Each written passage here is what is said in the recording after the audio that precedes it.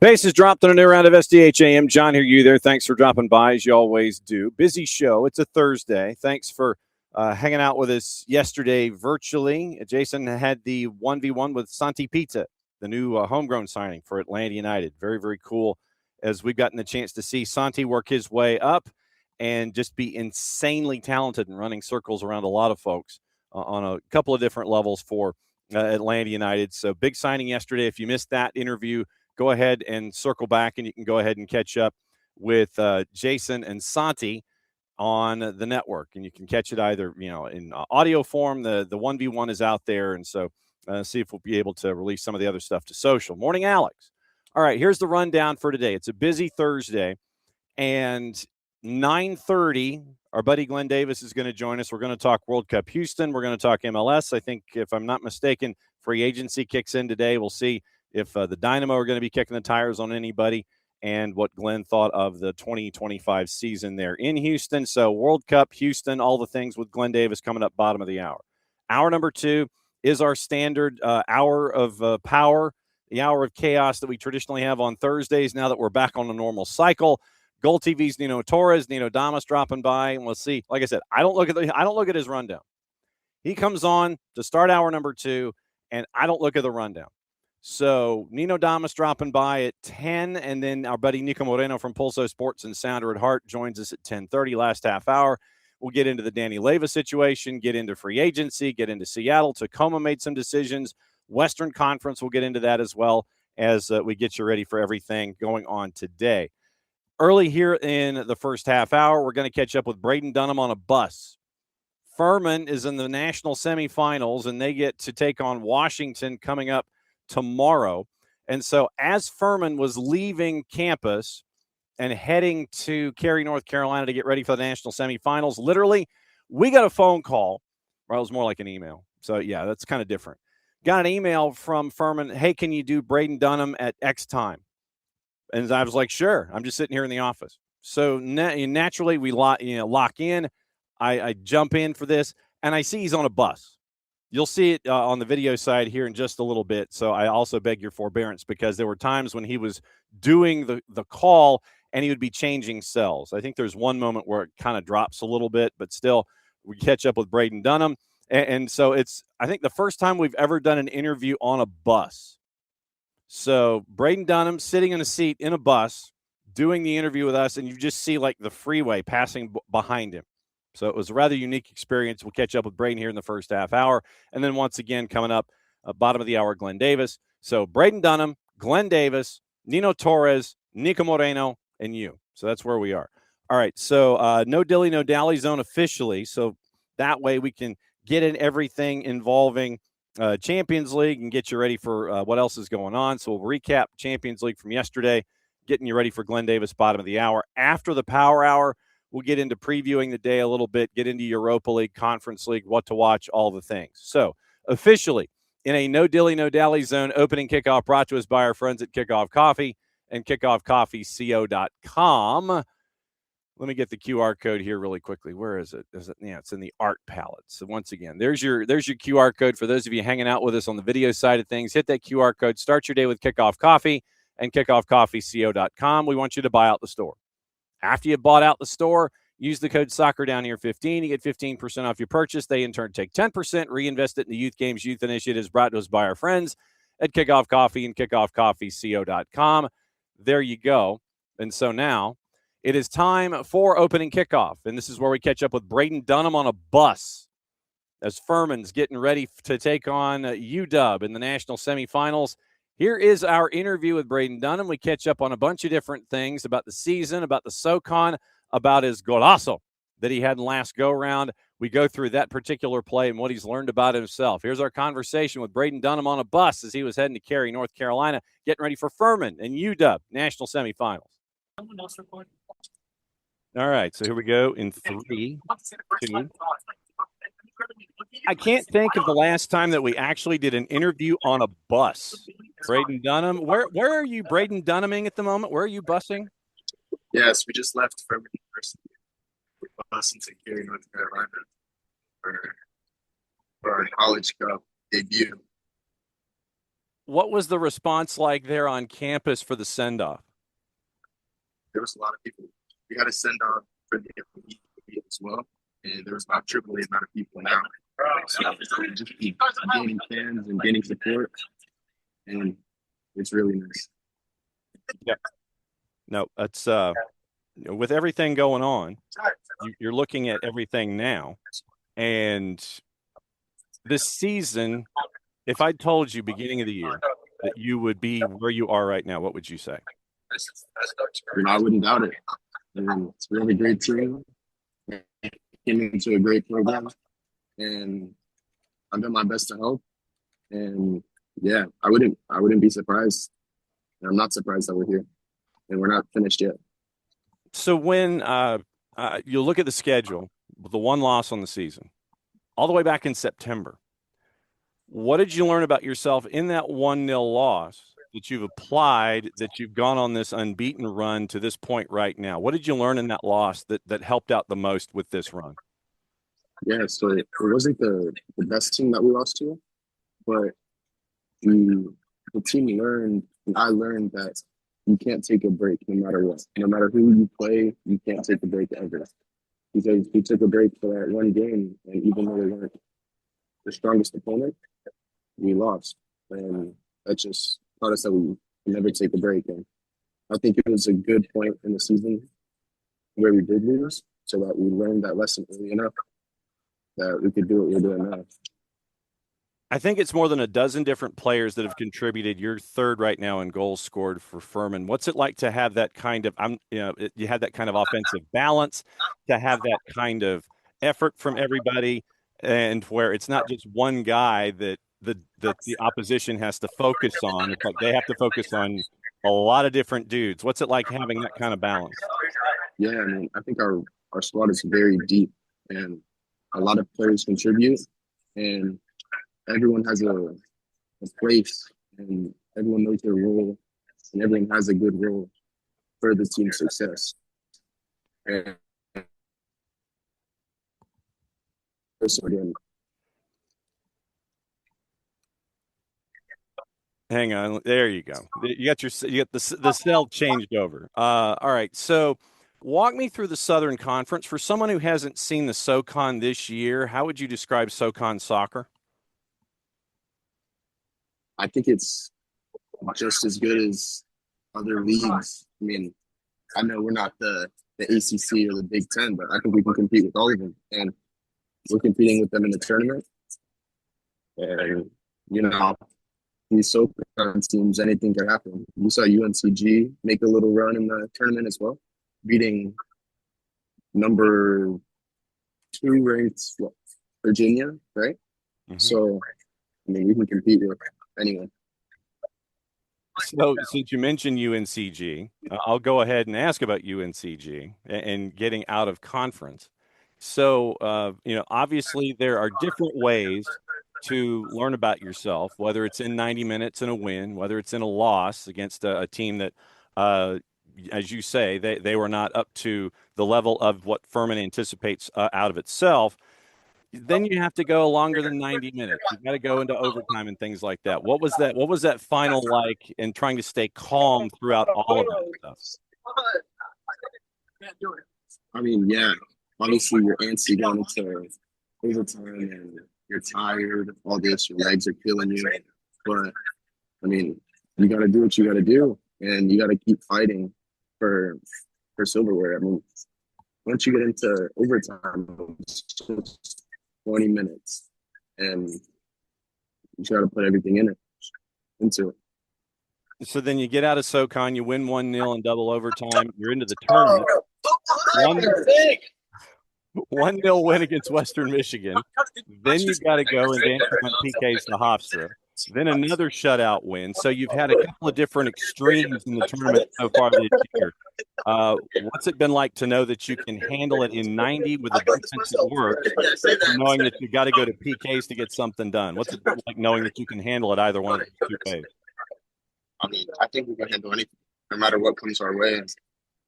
I think we're all confident enough, and we trust each other enough with our ability that we can do whatever. It's up to us at this point. What has study hall been like getting ready for Washington? How much tape did you watch? How far back did you go? Or are you focusing more on yourself right now? So we stick to our core values, and I think whoever we play, it doesn't change for us. But we have watched film. We have pointed out key players, key things they do, and I think we're pretty prepared.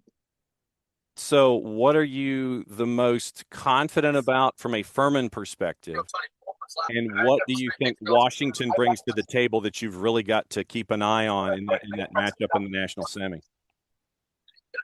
Yeah, so I think that we're a young team, full of energy, full of passion, and we're gonna fight no matter what. And that's the one thing that a lot of teams don't have is the fight for each other. And one thing I think Washington has is they're very blue collar, very hardworking, just like us. And I think obviously they're good at footy as well. So, but they are a blue collar team, very hardworking. What have you learned about yourself this year?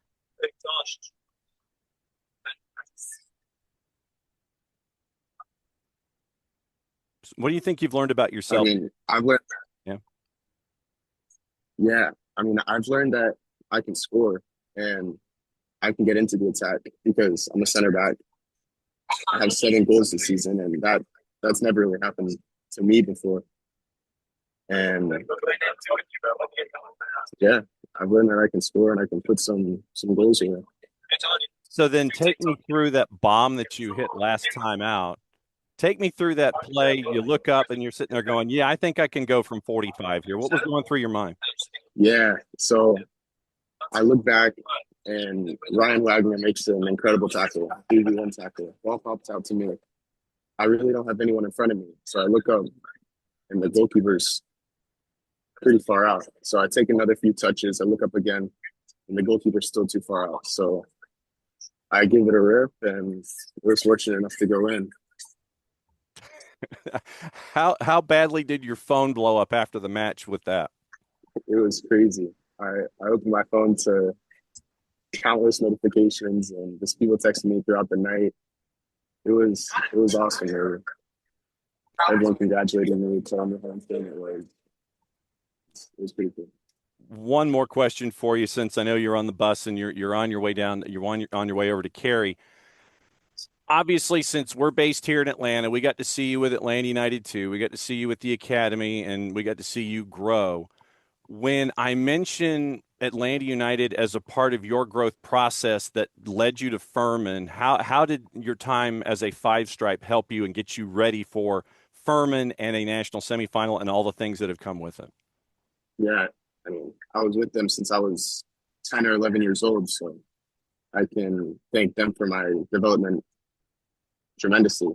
And I really think that the MLS kind of style prepares you a lot technically and tactically, whereas the college play is more physical. So I've learned how to adapt physically, but I'm also thriving because I know how to play technically as well. And I can help my teammates in that way and tactically. Well, Braden, obviously safe travels from Greenville to Cary. We're going to be watching the national semifinal. Hope it's a big weekend for Furman on the whole. Thanks for dropping by for a 1v1, a mobile 1v1. I think it's the first one that we've done, and we hope it's not the last. Safe travels. We'll be watching and keeping an eye on things. Sounds good. Thank you so much. Braden Dunham on a bus, and thank you for reminding me that we did do Tormenta as they were chasing a championship. We've done Tormenta on the bus before, so that was pretty cool. And so national semifinals, it is NC State and St. Louis on one side. We've also reached out to the Billikens in the interest of equal time because it's a place that we haven't really had the chance to talk to or talk about. And so we've reached out to St. Louis. Hopefully we can hear back from them for maybe tomorrow. We'll see what we can do live. And Then we got Braden Dunham on a bus, and thank you for remembering the Tormenta agenda on a bus. So that was very cool. I can't thank our friends at Furman enough for that, and it was really nice to catch up with Braden. And yeah, we couldn't get away from the questions about the golazo that he hit last time out, because you look at him and he's over on the far side of the field from the camera position. You see him, he kind of looks up after the tackle. He looks up, he takes it, and he just kind of lets it go. And I mean, it wasn't one where there was a whole lot of real estate behind the keeper and the net. Literally, it was, there was a whole lot. There wasn't a whole lot of space there, and he hit it into that tight window for the goal that mattered. And so Furman's in the national semifinal as the 16, and they're taking on the University of Washington. All right, so let's get into what happened yesterday. Champions League. Glenn Davis joining us in about 10 minutes, and we'll discuss things. That's the official terminology that we have here. So yesterday, Champions League. Athletic Bilbao, PSG, a goalless draw at a plus 286. Leverkusen, Newcastle, a draw at a plus 273. Benfica shuts out Napoli at home. It was Arsenal winning on the road at Club Brugge. Dortmund and Bodo Glimt at Dortmund was a 2-2 draw. Juve over Pafos. They were a big favorite. No surprise there. Manchester City at a plus 106 beat Real Madrid 2-1. And, of course, now the Vultures and the Tiki Torches and the Pitchforks are still circling, and they're doing it at a faster RPM now where Xabi Alonso is concerned. Ajax won at Karabag 4-2 at a plus 221. Copenhagen won at Villarreal, a bit of a surprise. Villarreal was a minus 250 yesterday. Copenhagen was basically a plus 600. So they got the win in Champions League yesterday. So now Europa League is today, and I believe Conference League is today as well. Run through the matchups, and there's like 98,000 matchups in the league phase in Europa. Let's see, 12:45 and 3 are your start times. Dinamo Zagreb hosting Betis. Ferencvaros hosting Rangers. Ferencvaros is favored in Hungary at a minus 143. Ludogorets hosting PAOK. Midtjylland hosting Genk. Nice hosting Braga. Sturm Graz hosting Red Star. Red Star favored on the road, as is Braga at Nice. Utrecht is a big dog at home to Nottingham Forest at a minus 133. Stuttgart favored at home against Maccabi Tel Aviv. Young Boys, they are a big dog at home hosting Lille. 3 o'clock. Basel hosting Aston Villa. It's a homecoming of sorts for Unai Emery, so this one means a lot to him at a minus 145. Braun, an underdog at home to Fenerbahce. Celta de Vigo, home to Bologna. They are favored. Celtic and Wilfred Nancy, keep an eye on this one for obvious reasons. Remember, we caught up with Chris Doran back on Tuesday. Roma, favored on the road at Celtic. Celtic's a plus 221. Roma's a plus 124. Porto, big favorite at home against Malmo, who, by the way, is a plus 1163 if you're interested. FCSB, big underdog at home to Feyenoord. Freiburg, a big favorite at home to Salzburg. Lyon, big favorite at home to Go Away Eagles. Panathinaikos, a minus 111 at home, hosting Victoria Pilsen. So then that's the Europa. I mean, that's Europa League. So do we have Conference League today as well? Did they take the day off? No, they did not. So the fun part here at 12:45. Breidablik favored at home against Shamrock Rovers. Drita, a big dog to AZ Alkmaar. Fiorentina, big favorite at Dinamo Kyiv. Haken, favored at home on the plus side to Larnaca Cyprus. Jagiellonia Bielefeld is a dog at home to Rayo Vallecano. Noah is a dog to Legia Warsaw, who is at the bottom of the table in the Ekstraklasa. They're really hurting right now and could be currently, if the season ended today, I believe Legia Warsaw would be relegated. Samsunspor and AEK pretty much throw a blanket over it. Shkengia, dog to Slovan Bratislava. Craiova is a dog to Sparta Prague. 3 o'clock. Aberdeen hosting Strasbourg, and Strasbourg is a big favorite on the road. But Liam Rossignol, the Tiki Torches and the Pitchforks and the folks are circling him in Strasbourg in Ligue 1. Shakhtar favored big on the road at Hamrun. KUPS is a dog at home to Lausanne. Lech Poznan at 3 o'clock is a dog to Mainz. Lincoln Red Imps, dog at home to Sigma Olomouc. Rakov Shostakova, big favorite at home to Zrinski. Rapid Vienna is a favorite at home to Ammonia Nicosia. Rijeka favorite at home to Celje, and Shelburne is a big underdog at home to Crystal Palace. That one is at 3 o'clock. Shelburne a plus 1478. Crystal Palace a minus 588. And then that means with what to watch, where to watch it, how to watch it, we can let you know that I'm pretty much guessing everything is going to be on Paramount Plus, and you'll end up with a Golazo show. So CBS Sports Network, Utrecht, Nottingham Forest at 12:45, Celtic Roma at 3. Fox Deportes, Brazilian Cup, Vasco and Fluminense is at 6. Final leg of the Apertura, leg 1 is at 9 o'clock with Tigres and Toluca, a simulcast on Telemundo and Universo. Women's English Super League at 2, Villa and Liverpool. And as I mentioned, everything is on. Conference League, Europa League's on Paramount Plus, and Peacock is also simulcasting Tigres and Toluca at 9 o'clock. So that's your rundown. So it's a big day in Europe with the Europa League and Conference League, 36 matches in the overall multi-screen experience. Please find your golazo and please golazo safely. So that is the rundown there for anything and everything going on in the world today. Those are the big stories in and around all of the activity that is on the field. I'm trying to see if there's anything off the field that we need to get into. Actually, tell you what if we did, let's see. There are a couple of moves, I think, that we have not caught up on in Major League Soccer as we get ready for things. You end up with Vancouver having an announcement later today, and we think that if we put 1 and 1 together, it looks like they might be getting their stadium project at the race course. So announcement later today in Vancouver. Let me check the time on it, and we'll get Glenn's thoughts on it in a second. City of Vancouver and the Whitecaps joint announcement. It is at 2:30 at City Hall, 2:30 our time, Eastern time, 11:30 local. Ken Sim, the City of Vancouver, and Axel Schuster, the CEO and sporting director of Vancouver. That one, once again, Whitecaps, City of Vancouver, joint announcement. I'm guessing the race course site is going to be the new site for a soccer stadium in Vancouver. So that's at 2:30 and 2:30 Eastern, 11:30 local, and 1:30 in God's time zone, according to the boss. We know what time zone that is. That is Central Time. So now, as always, it's always great to have one of our great friends come on the show. But there is only one way that we can truly introduce him. So here's the intro, and it's one that we always like to use. Hey, Glenn Davis here in Houston, Texas, a big fan of soccer down here. And remember, soccer matters. Which means it is now time to bring in our buddy Glenn Davis and find out what's going on. And there's our buddy Glenn Davis. What is up?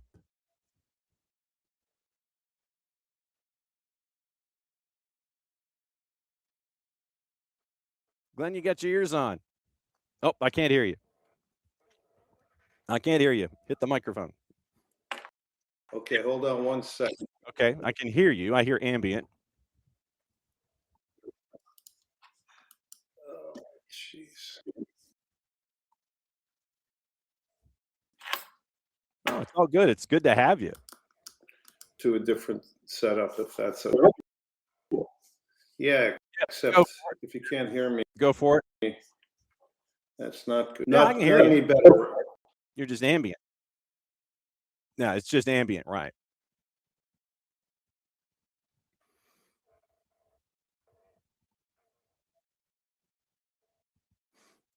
So we'll put Glenn back in the green room. Hey, wait, there we go.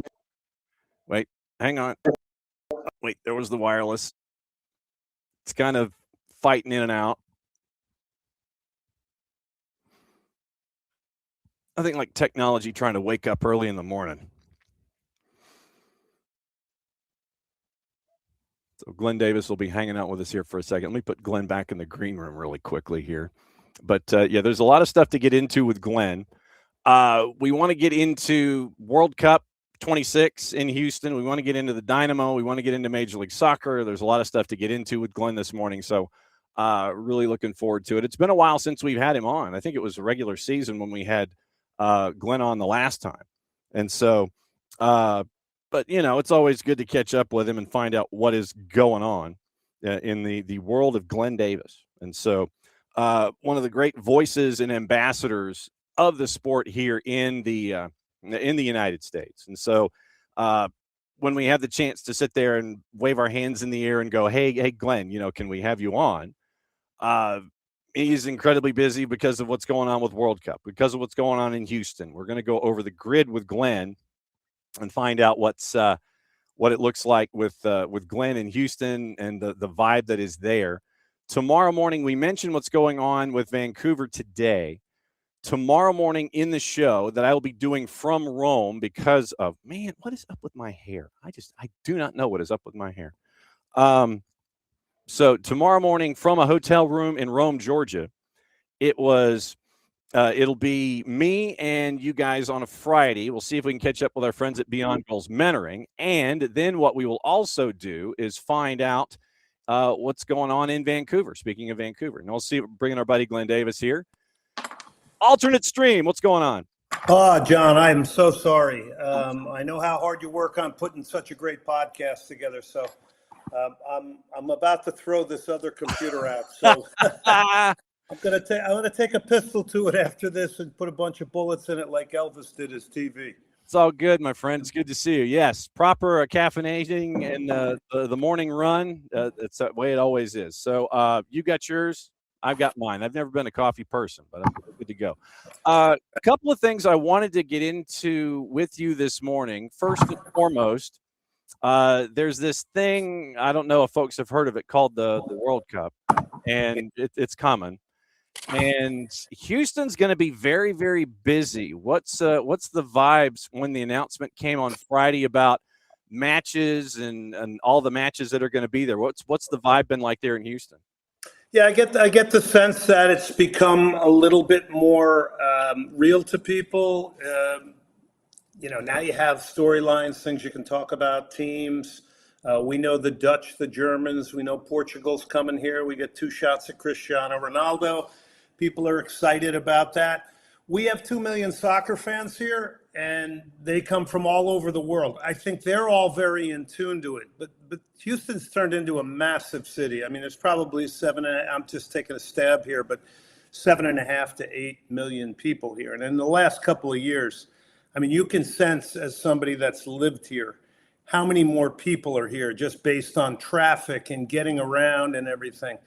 So I would say the real soccer people understand it. There's a lot of people involved with it that aren't really soccer people that I'm wondering if they really know what's about to come here in a tsunami of people from around the world. So I think the level of awareness, honestly, I was very disappointed with it prior to the draw, and I didn't see a lot being done to create and bring the entire city and community into it. So that's my take, but I think now there's a lot more ratcheting up of excitement. So then, and this is a conversation that you and I have had in the past, specifically about Dynamo and making that kind of an impact and drawing folks to Hell in a Shell to see it on a regular basis. And you're seeing the same kinds of things now when the world's going to be knocking on your doorstep. I mean, if you had unlimited budget, if I give you an unlimited budget, I sit there and I hand you the JP money bags, the Ebenezer Duck, Scrooge McDuck, or whoever he was. If I hand you that big bag with the S on it, how would you fix the problem and get folks into these matches, especially starting with the World Cup and then also with the Dynamo with the 26th season around the corner? Well, that's a big question. We would need a lot of time, but I just think, sports has gotten so commercial now. I think a lot of people that are making decisions are the quote unquote intellectuals and data people. And, soccer's a sport that, it's as much about, striking a ball and putting it on somebody's chest from 20 yards away than it is on all the monetization of it and the commercialization of it. Look, I'm not naive. I know this is not going to stop, right? They're already talking about a 64-team World Cup. I just think that there's a lot of people in positions that could just acquire the skill of weaving everybody into it. I mean, every time we hear about the World Cup in Houston, they say the same it's the same speech every time, and there's no soccer people up there, really. There should be little kids standing there representing the youth community. You weave in some of your old-time veterans from the soccer community. You give them a pat on the back. You do things above and beyond. And look, I'm not running the thing, and I understand there's incredible stuff going on. But when you are out in public, you have a way of weaving everybody into the thing.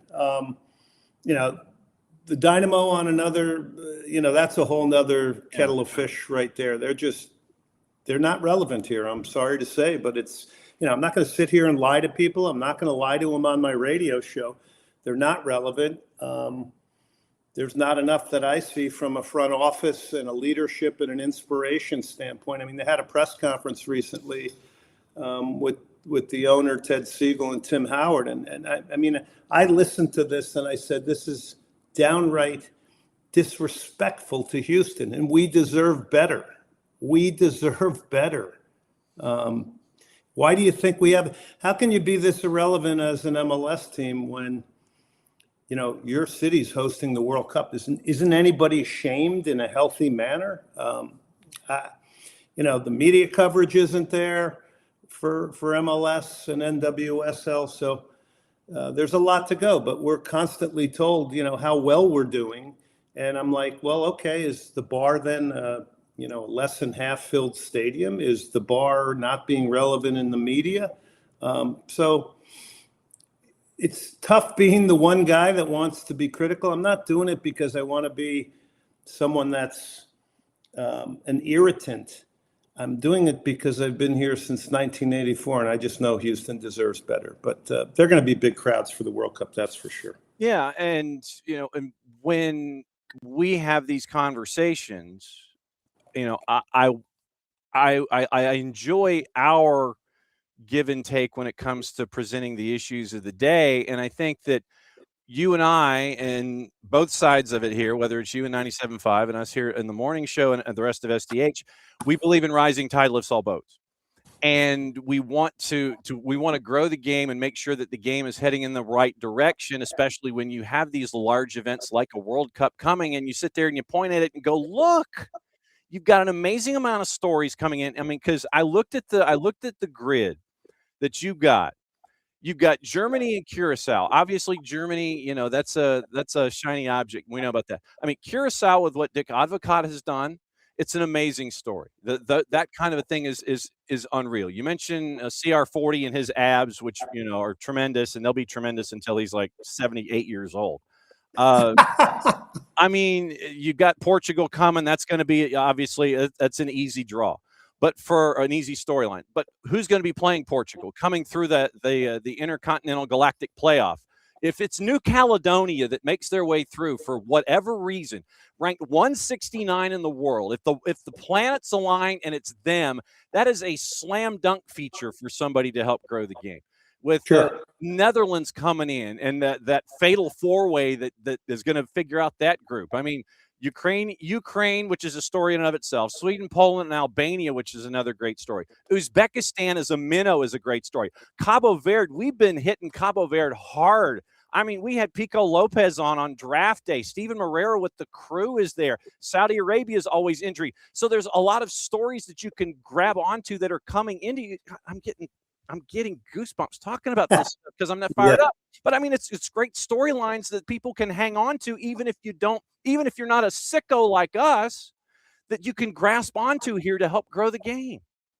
Yeah, no question. That's what comes with the expansion to 48 teams, right? You're getting these incredible moments for these smaller countries, and like Cape Verde. I mean, I'm sure there's a lot of people that had to go to a map and find out that Cape Verde is off of Senegal, and it's basically a volcanic island.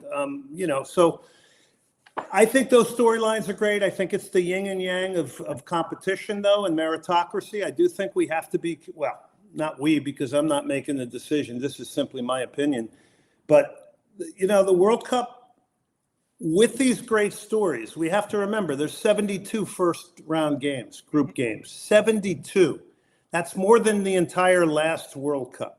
So let's be honest here. We're trying to make this a participatory event. Yeah. It helps monetize it, right? Because the more games, yes, there are great stories, no question about it.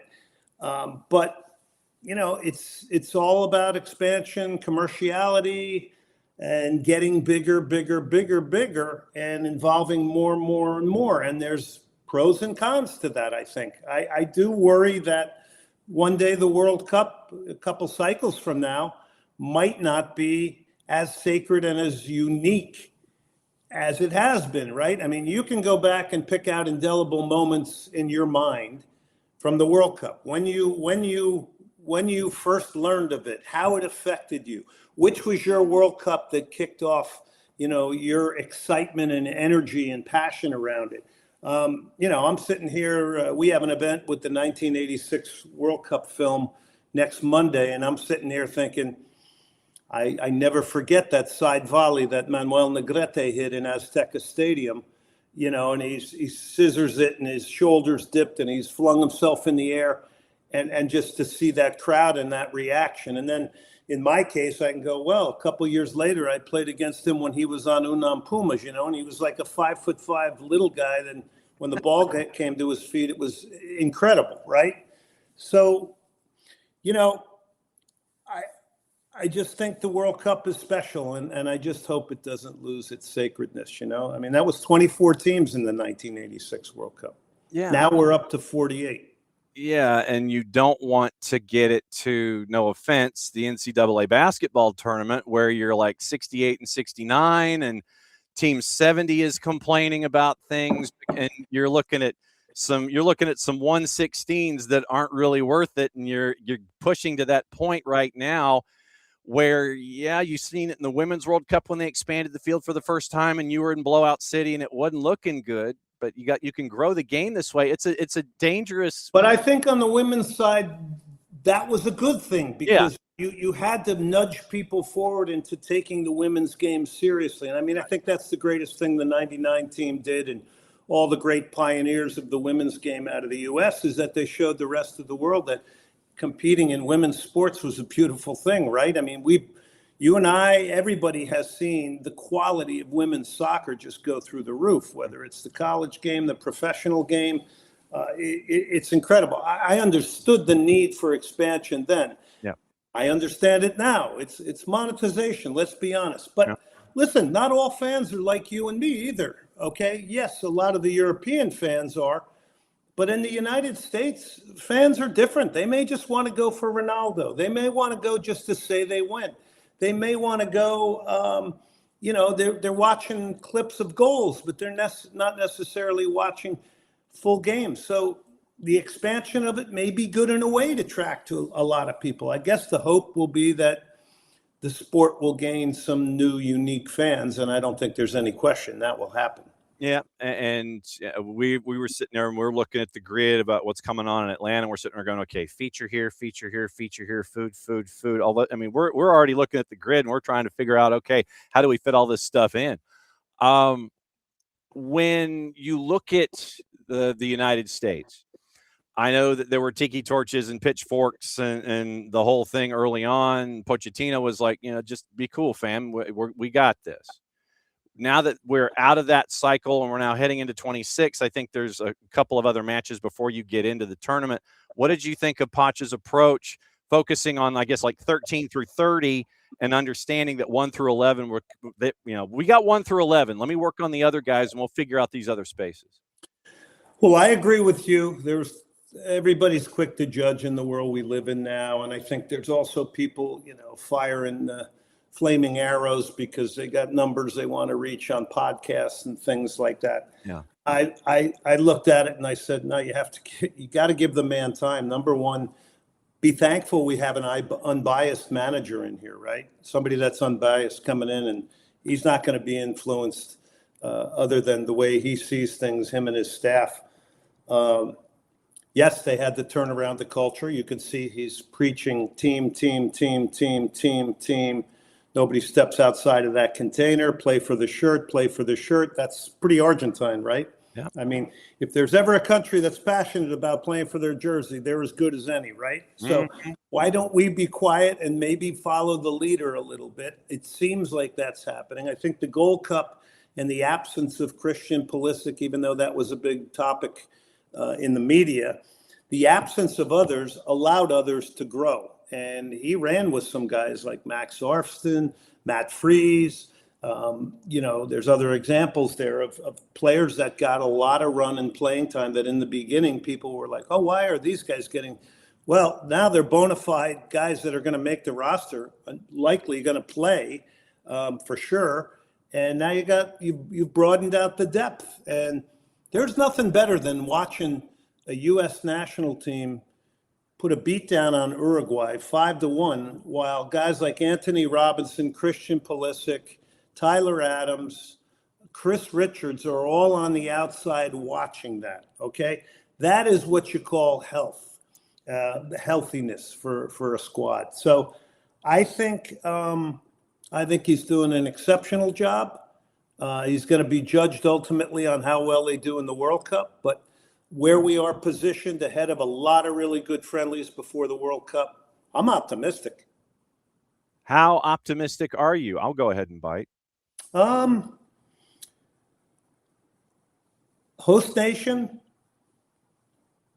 team spirit, camaraderie, players playing in top leagues in the world, guys scoring goals consistently right now. Fowler and Balogun at Monaco, Christian Pulisic 2 against Torino, Ricardo Pepi for PSV in the Champions League. Yeah. Why aren't you optimistic? And Peter Vermees was on one of my shows recently, and he said a really good thing. He said, we got to stop the negative stuff and get behind this team and be, quote unquote, the 12th man. I don't know if Texas A&M was the first to do that, but I have a feeling there's a lot of people who use it. But I think some miraculous, amazing things can happen if national pride kicks in and you see American players competing in a World Cup, and you never know how many inches you can grow and where you can take it. And let's not forget, a lot of these guys have experience from the last World Cup. That was a very young American team that went through that, outplayed England in a 0-0 draw in midfield. I remember that distinctively. So I think there's a lot of ingredients here that says you could do something special. Yeah, as long as I don't see Matt Turner starting to do the whoop, whoop, whoop, whoop. Well, goalkeeper, the goalkeeping position, even though it seems like it's Matt Freese's to lose. Yeah. It's a whole different thing, I guess, when you're going to walk out there in a World Cup. I never have, but it certainly looks to be a little bit more pressure filled. Yeah, no doubt. Was there anybody in this cycle of trying to figure out what the roster was going to look like that was somebody that came out of lane 8 for you that ended up, winning the race or anything? Was there any surprises that were call-ups that you're sitting there going like, I like that idea, and then they proved everybody right with that call-up? Was there anybody like that for you? Well, I think Arston was one in the beginning that, people were maybe scratching their heads a little bit. He can play either outside back position. You could see when he first got into the national team, he was making some mistakes. But, what do you expect, right? Like, if you're going to stick and believe in somebody, you have to give them the opportunity. Yeah. It can't be a one and done necessarily. So I think he was one. I think the Gold Cup was very good for Tillman because no Christian Pulisic was around. There weren't other leaders. He kind of stepped up a little bit more. Tillman. I'm wondering what's going to happen with Alex Zendejas, who always plays very well for Club America. I want to see if he's going to ultimately make the roster.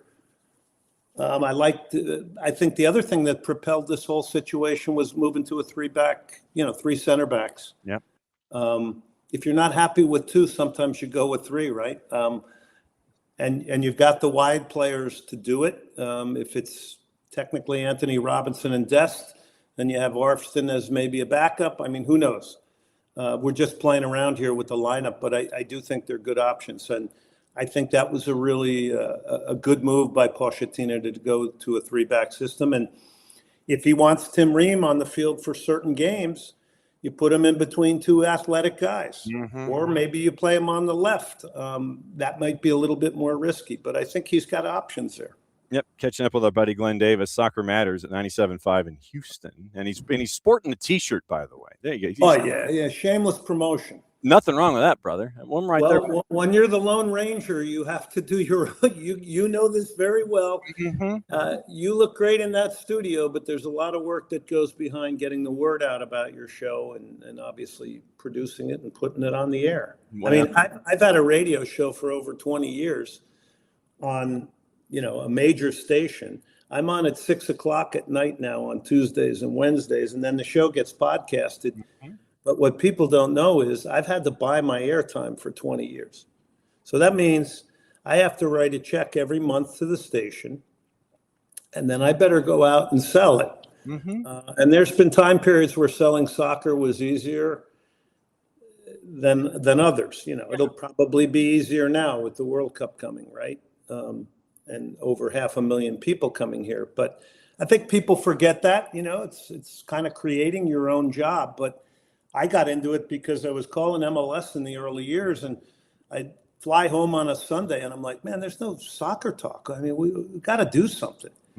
Got to do something. So I went to public radio, got a show on there. Soccer fit the mission statement, and then took it to mainstream radio, and the rest is 22-year history. Yeah. Well, I mean, you're just getting started, brother. Come on now. I hope so. I'm not sure everybody looks at it like that, but Yeah, I mean, look, I mean, it's we knew going in. This is season 8 of our network, and we knew going in that when we did the morning show, it started out as an hour, and then we figured we were going to go 2. We just didn't know we were going to go 2 after 8 months. And then you get to 2 hours, and then there's time where you're still leaving stuff on the table. And so traditionally for me in the morning, it's 2 hours, 10, 2:15, it turns into this stream of consciousness, logorrhea kind of thing. It's like you're missing news and hearing this. And we go from that to doing the Monday night show where we're talking Europe, and Jason and Jarrett and Nick and I and Maddie, we're all over the place doing all these kinds of things, doing the twos games, hitting high school hard. It's amazing to see all the different avenues that you can grab onto and sit there and try to grow the game. And I mean, it's safe to say, from my perspective anyway, you're one of the guys that was the first one onto the track. You're one of the flag bearers for this whole thing, and we're just trying to sit there and be right there with you as a good steward for the game, regardless of where we're discussing it, whether it's about Atlanta, whether it's about the stuff here in the U.S. or internationally. We're just trying to be good stewards like you've been. Well, it's all off of passion. I think that's how it all gets started, especially from my generation. I agree with you. It's a tremendous way to grow the sport, shine the light on things that are going on locally. We have so many kids that grow up here and use soccer in Houston that, are coaching, head coach of Notre Dame, head coach of Connecticut. I mean, the stories are amazing. I can't even keep track of all of them, right? I'm calling a ACC women's game the other day, and one of the top players is a young lady from Houston named Leah Klenke, right? I end up on the plane with her parents, but it really is amazing. And the other thing is we have history back to the late 60s with professional soccer in the Astrodome. Most people don't know this. They can't tell the stories.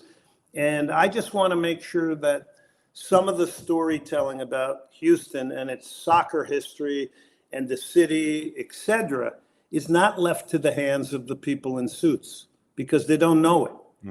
They don't know it. And I want Houston to get its due. So that's kind of maybe where I come in a little bit. And but listen, we also have a lot of fun at this, right? We also have a lot of fun with it. And that's a beautiful thing. Yeah, I think you were doing the ACC stuff with our friend Casey D, right? Casey White? Oh, yeah. She's exceptional. She just did the national championship with FSU. She does a great job. I enjoy working with her. Yeah, Casey D comes in on Tuesdays, and she's one of our regular pundit types. She joined us from LaGuardia on Tuesday when she was trying to go from one place. Yeah, literally, she's walking through the concourse. She's got the headphones on and everything. Before you go, one more thing. One of the folks in our Twitch pitch wanted to know what you thought about the current situation with Atlanta United. So what do you think about the current situation with Atlanta United, Glenn, ? Well, I'd be excited. You're bringing back Tata, right? So I would be excited with the new manager coming back. I was surprised to see it nosedive for the time period it did. I've been lucky enough to call games in that stadium. And I mean, I walked in there, and then comparatively to what I see regularly, there are just certain markets in MLS that are off the chains, and that was an incredible experience. I don't even think Almiron was playing that night, and the place was still packed. But Yeah, I think we're going to keep an eye on it. But I like the storyline of Tata Martino coming back. I haven't looked into the roster much and what's going on with the build and everything. But, it's like we're bringing the band back together a little bit, right? And I think you've got a manager there that the fan base is going to be pretty confident in seeing return. Has that been the reaction? They're excited to see him coming back? They're excited to see him come back. Obviously, the Miguel Alma run that you have in version 2.0 is not the version you had in 1.0 because, Father Time is undefeated, much like Mother Nature. So it's trying to figure out what's best for Miggy. How do you do things defensively? Do you go three at the back, three center backs and try to have support? Do you try to be more defensive early just so you get your sea legs with you, then have the offense figure itself out? Those are going to be the questions. And we got free agency starting this week too. So, I mean, it'll be really interesting to see how they fill in those pieces to what Tata and the staff want. Yep. I think it'll be very interesting. And, it's a World Cup year. We're seeing – I think every single day there's going to be really interesting things going on in the world of soccer, and we get to cover it. So how lucky are we?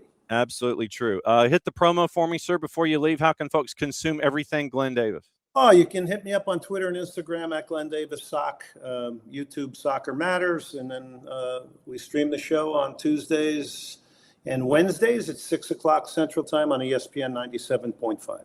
Now, you realize, of course, you cannot be a stranger now going forward since we have got back with you and we're trying to do this. I need to get you on my show, too.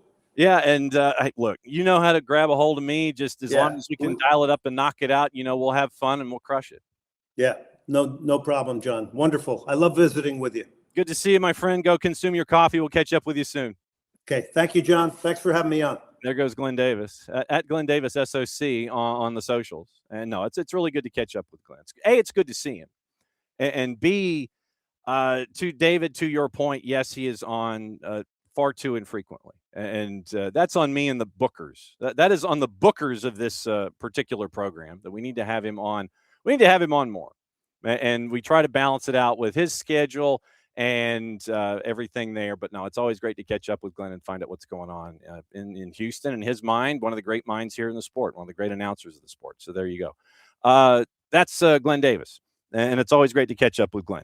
Coming up in a couple of minutes, it's going to be our buddy Nino Torres from GOLTV. Like I said, I do not have Nino Damas's stuff. I don't have it. I don't have it here. We look at it. We go through the world together. And we figure out what's on Nino Damas's mind, and we proceed very, very gingerly through his thought patterns, and we try to keep up with him too. So Nino Torres coming up in a couple of minutes, and obviously our buddy Niko Moreno joining us at the bottom of the hour, and then with after that, then we'll catch up with everything going on that we might have missed coming into the morning. We did not, since we were not here yesterday. We have not had the opportunity to discuss the CAS verdict being made public where Botafogo is concerned and Thiago Almada. So if we were to go CAS Botafogo, Thiago Almada, and like I said, we haven't had the chance to discuss this since we weren't here yesterday. It was Botafogo has been told, hey, bruh, you got to pay up $21 million.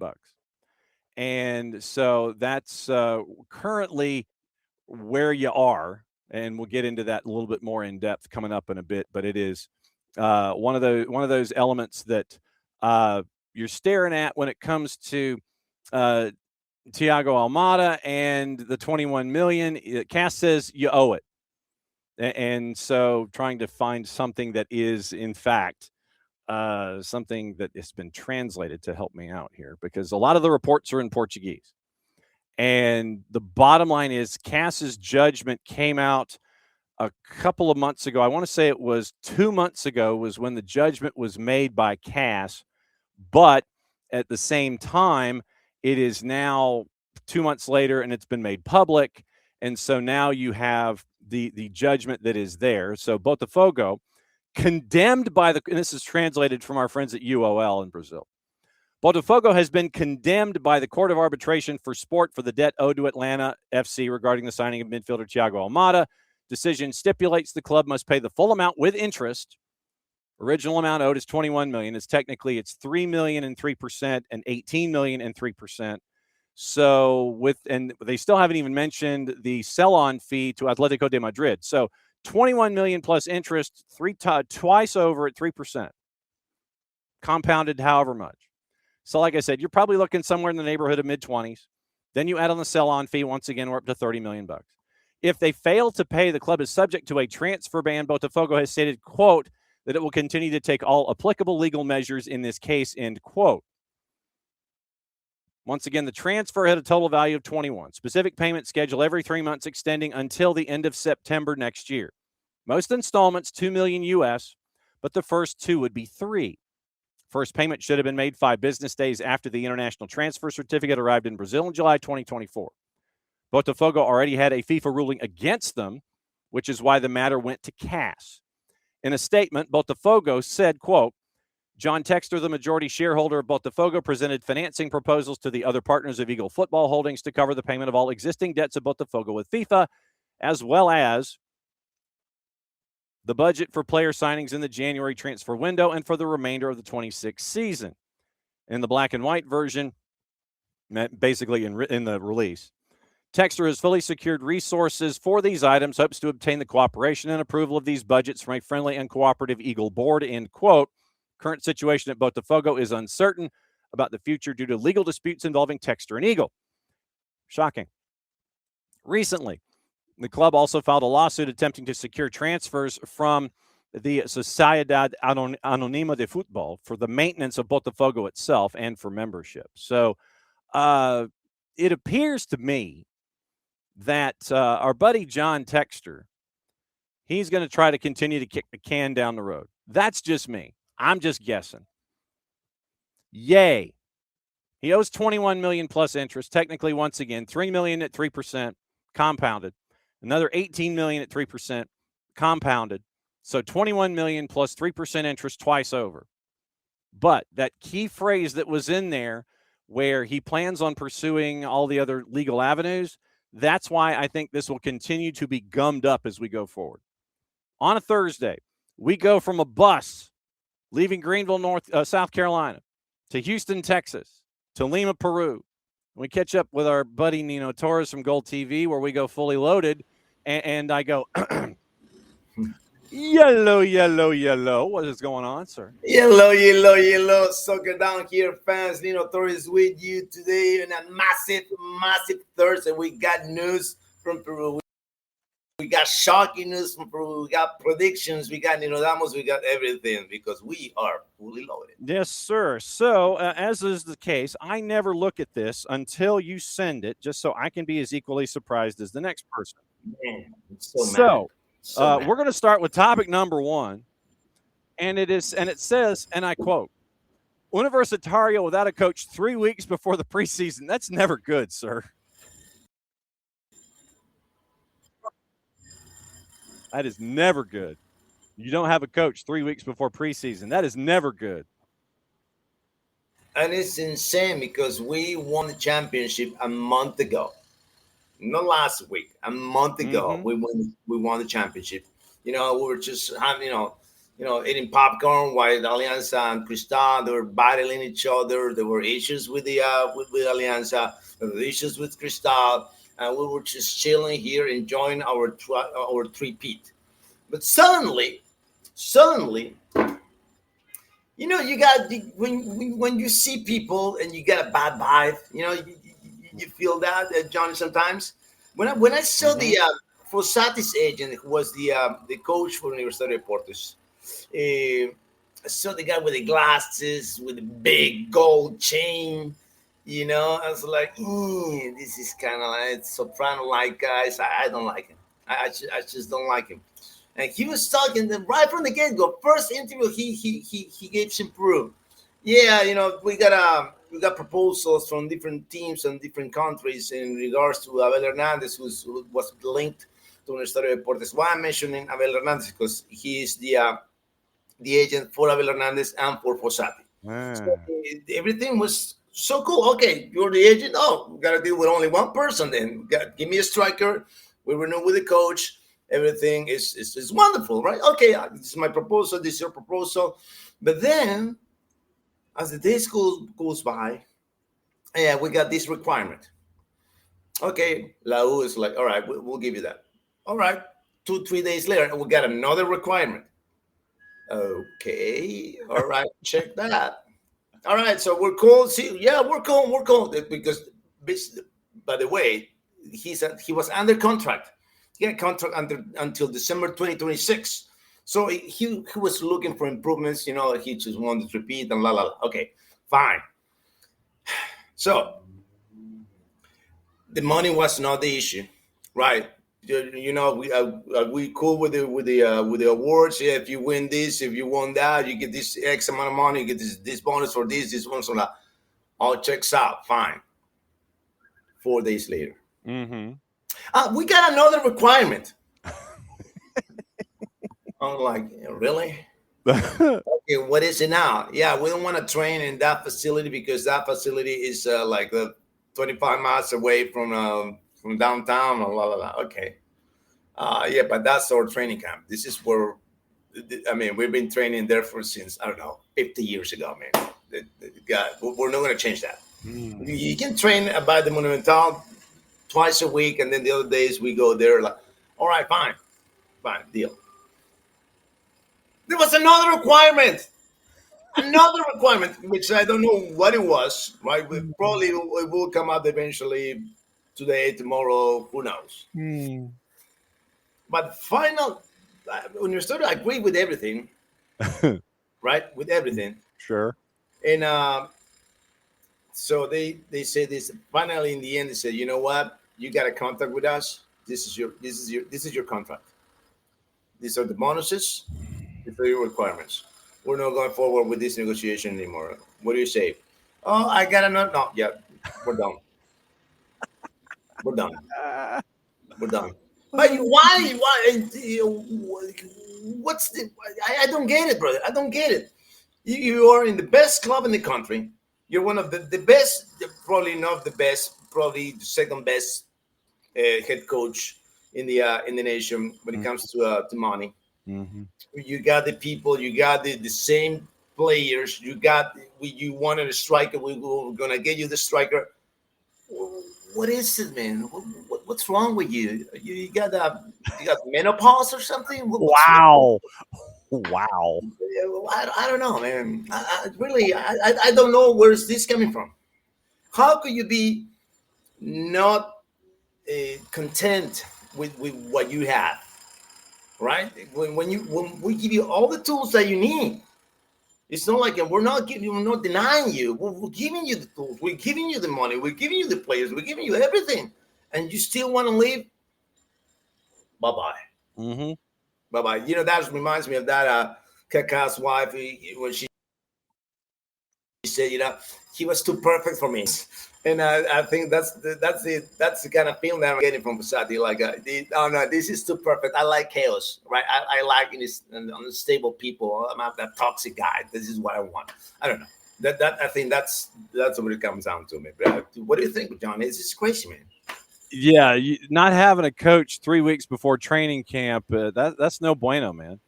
It sucks because everything was lined up. We were in the perfect position to start the year again.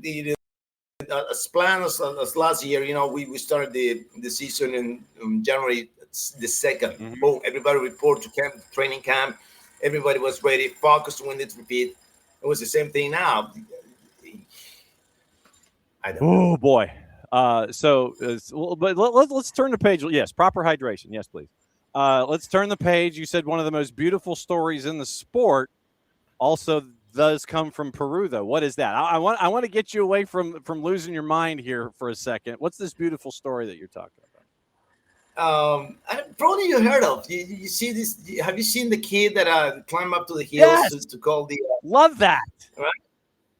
Right. That was awesome. Right. That was awesome. So the kid goes to the hills and it calls the final of the Copa Libertadores from afar, and then of course, but the story didn't end there, brother. It was so much more after that. I mean, the impact that he had globally, it was So he was, of course, they were invited to all the TV shows and this and that, right? But one channel, one TV show did the right thing. But before that one, he got another chance. He went to the National Stadium, and the guys from the Liga Uno Max invited him to the booth, and he called a little bit of 5 minutes of the game and all that. That was cool. Saw that. But 2 days later, he went to a TV show. It's Latina, the channel, and this guy, he's Hispanic, right? This Hispanic guy, he's a commentator in there, and they put the Champions League music. Oh, they turn it on. I was like, hey, do you know that song? He's like, yeah, it's the Champions League.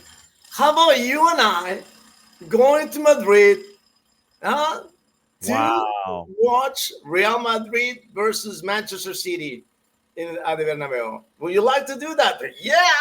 Wow. So they got all the connections. They got there. They got to Madrid. But in Madrid, Marca, you know Marca? Yeah. They invited to the radio station. And you know what? How about you wanna call a game with us? So at the end, he called. I think he called a goal for the Atletico Madrid game, but in the end, he could not because of regulations. I don't know what happened there, but he was at the booth, but he could not call the game for Real Madrid and Man City. And but he was there, and it's just beautiful. And not only that, they offered him a scholarship to study journalism in Spain once he finished high school here in Peru. And the kid, I think the kid's still in Madrid right now. Was Thursday? Yeah, I think he's still there. He's coming back, I don't know, in the next couple of days. But brother, this is the most beautiful story this is the story of the year in the sports, man. Isn't it? 15-year-old, and it's his dream to be a commentator.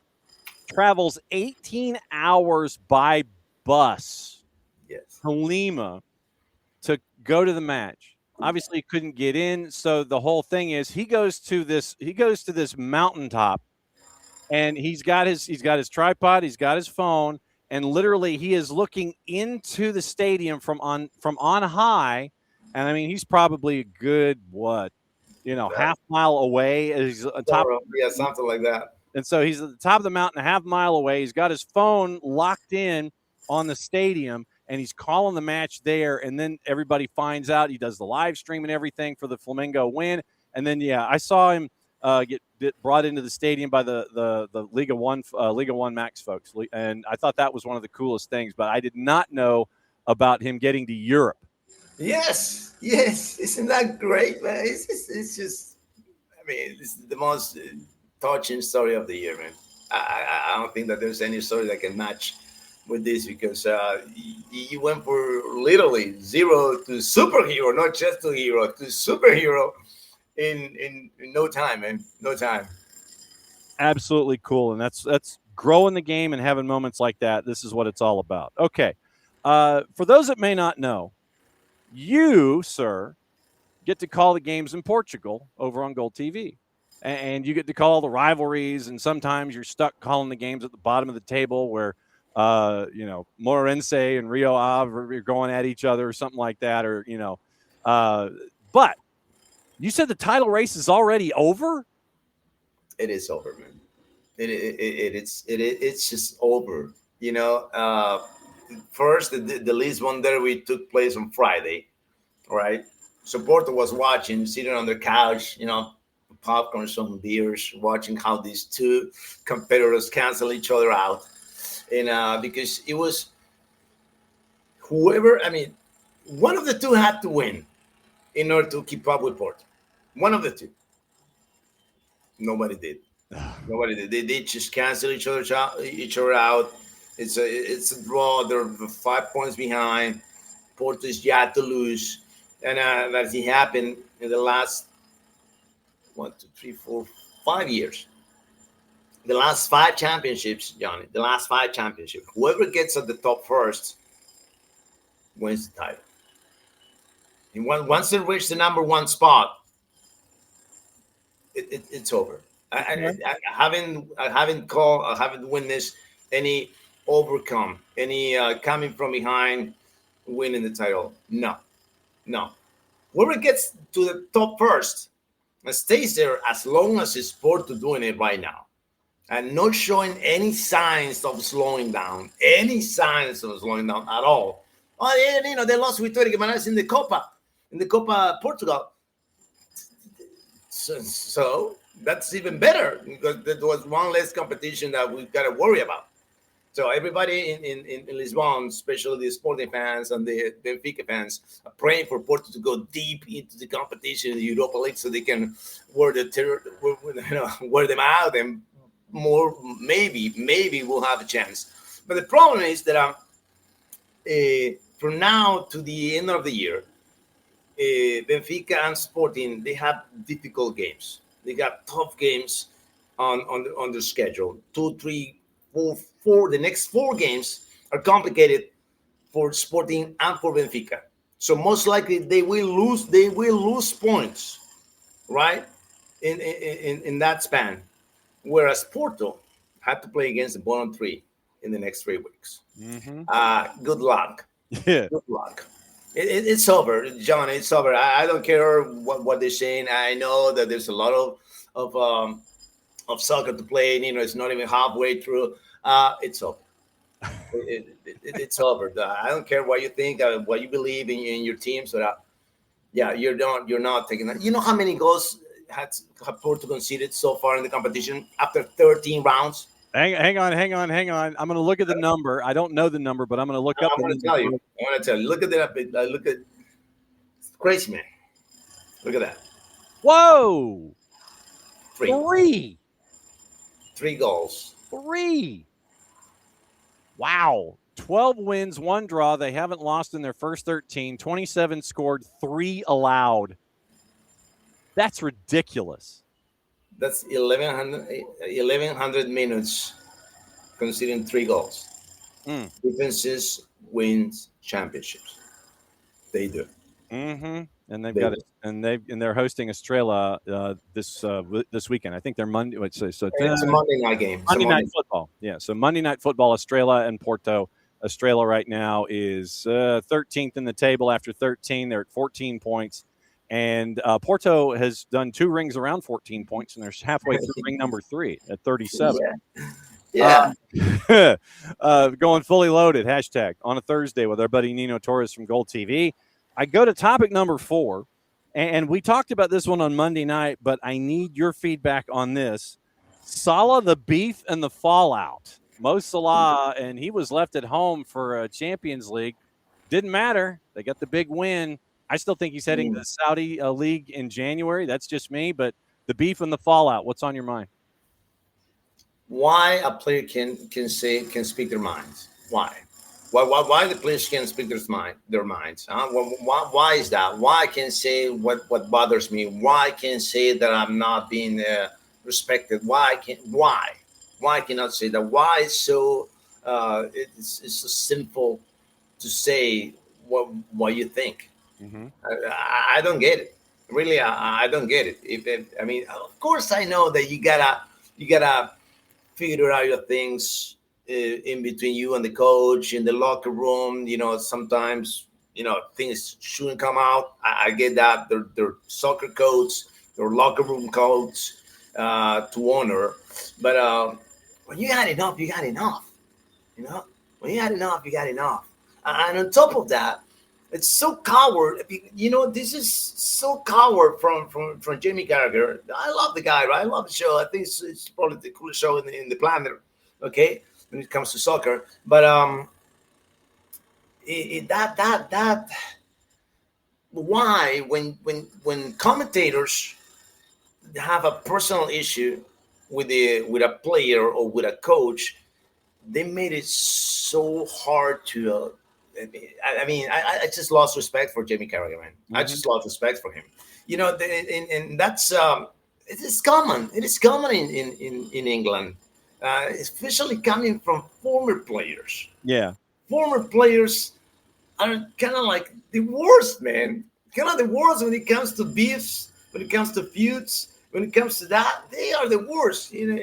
What's his name? What's the other guy? Name's Michael Owen. Michael Owen, man, every time he speaks, he has an issue with some team or with some player, he just smash him, destroy them. Brother, why can he not be objective? Well, why? Because, I mean, probably they teach you that in journalism school because you didn't go to journalism school. You were playing soccer. Maybe because of that, they didn't teach you that. But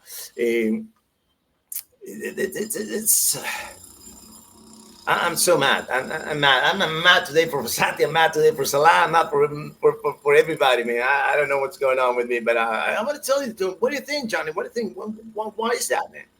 Because these days you have folks that are on media to get fired up and to get people fired up. It's about opinion. It's about what I think as opposed to what we try to do when it comes to being even-handed, when it comes to our information.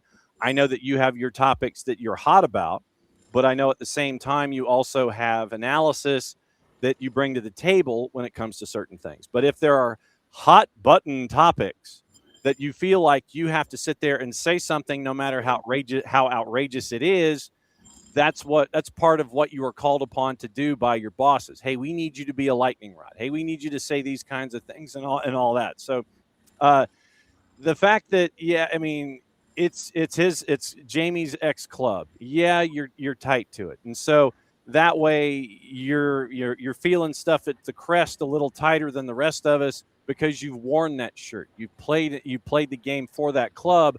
And so it's a combination to me of getting folks to come up with that soundbite that you put on social media, saying something because you've worn the jersey before, and it's that hot button topic. You know, it's like like my boy here, Sanders says, hate gets more clicks. Mm-hmm. Absolutely true. It does. And this day and age, it does. And so for us, it's just like, you know, we don't play that game, right? And that's too easy, and you're not growing the game, and you're not bringing more folks under the tent when you sit there and you're just yelling and complaining and sitting there and saying, yes, you may have an issue with what Salah did, and I do, but what you do in that situation is you sit there and go, okay, I've got an issue with it. Here's why. Perhaps, and this is what's going on where Liverpool as a team is concerned. Here's what Salah brings to the table. And yes, I feel this, or this, but I've always tried to bring both sides to the table when it comes to a topic that's like this. So folks can learn about what both sides are bringing to the table and make your own mind up as to where you sit on the issue. Exactly. And there's, it happens all over the place, right? All over the world. Mm-hmm. But this is just a personal take on this. When it comes to players that are now broadcasters, I'm going to say this: that the higher the quality that the player had on the pitch, when they were players, mm-hmm. the better commentator. Mm-hmm. Right. When you hear Rio Ferdinand, when you hear Titi Henry, when you hear the greats that are now on the other side, their comments are different, right? And I'm saying this because I hear it here too. Okay, Jimmy Carragher, to be honest, I mean he was not elite. He was not an elite player, an elite defender. No, he was not. Okay, same thing happens here. The players that are now in the media, mm-hmm. The players that were great, they come up different. I think there's a lot of resentment from the players that they were not great, and that I think that affects their judgment. And like I said, there's a goalie here in Peru. I'm from this an example. That he was an okay goalie. He was okay, but now every situation where there's a goal, yeah, the goalie shouldn't do this, shouldn't do that, shouldn't. No, it's not true. It's not true. If you put a hand on the ball, it should stop it. Oh, you really? How about you see a 100-mile-an-hour ball? You're going to stop it? You're not going to stop a soccer ball at 100 miles an hour, brother. You're not going to stop it. So don't tell me that if you put a hand on it, you got to stop it. No. And then the position is this, the position. No, brother. And it immediately comes to my mind, all the flashbacks of the goals that he conceded when he was a goal. It was like, brother, you were not that good. You were not that good. So don't say that you could stop that one because no. Not the case. Evidence says, counselor, that you weren't that good, so you're not in a position to talk. Please. Right? Your case gets shut down right now. And so that's, folks will bring in topics and everything, and I'll bring in topics, and I admit it, I will bring in some hot button issues to talk about. But what I want to do in those cases, here's what is being said on one side. Here's what's being said on the other. I think in this case, like I said, I think that Mo Salah he's not the same player that he was. And, for what Arne Slot is wanting him to do, it's like, come back and play a little defense. And you're not seeing that right now. And when you have that run of form that Liverpool had, and take the name Liverpool out of the equation, just sit there, okay. Pull the name Liverpool out of the way. If you have a club, if Nino Damas FC is up and running, so right. Nino Damas FC has a coach, right, and they have a star player that has been a star at Nino Damas FC for a long time. And Nino Damas FC has won a lot of titles. They've done well in their home country. They've won a lot of trophies. And the star player in this run of bad form that Nino Damas FC is having isn't helping you out. He's not scoring goals, and he's not helping you out defensively. What does the head coach for Nino Damas FC do in that case if your star player isn't producing and he's not helping you out defensively? You take that star player and you sit him, and you try to come up with other combinations to try to figure out, okay, how do we fix what's wrong? And it just so happened in this particular case that the star player was Mo Salah. Liverpool was in a bad run of form, so Arne Slot is trying to figure out combinations, and it's okay. So is it going to be Isak? Is he going to score? Is Ekitike going to help me out? What am I going to do to help fix this? If I pull out this one piece, put it to the side for a second, and do we improve? If you improve and you have this good run of form with your star player sitting, you're going to continue doing what you've been doing that has improved you. And yes, the star is going to be mad about it, but you might be able to sit there and add 1 and 1 and come up with the reason that the star is sitting. And so what does the star do? He says what he says in that press conference, and you could see the media relations guy for Liverpool sit there, and his eyes just get big, and he's going, oh, ish, I got to deal with this now. Where he feels he's being thrown under the bus as a player. But if they're better with the combination that is out there now, just get it. I know that egos, and I know that ability, and I know confidence in yourself carries you to certain heights. I get it. But understand what's going on out on the field, and maybe Monday through Friday when you're at the practice pitch, maybe you should try and do other things to help your team out, so maybe you get back out onto the field. I don't know. Right. I think it's a communication issue right there, between Arne Slot and Mo Salah. If you guys both sit down and then solve the issues one-on-one, I think it will come up differently, right?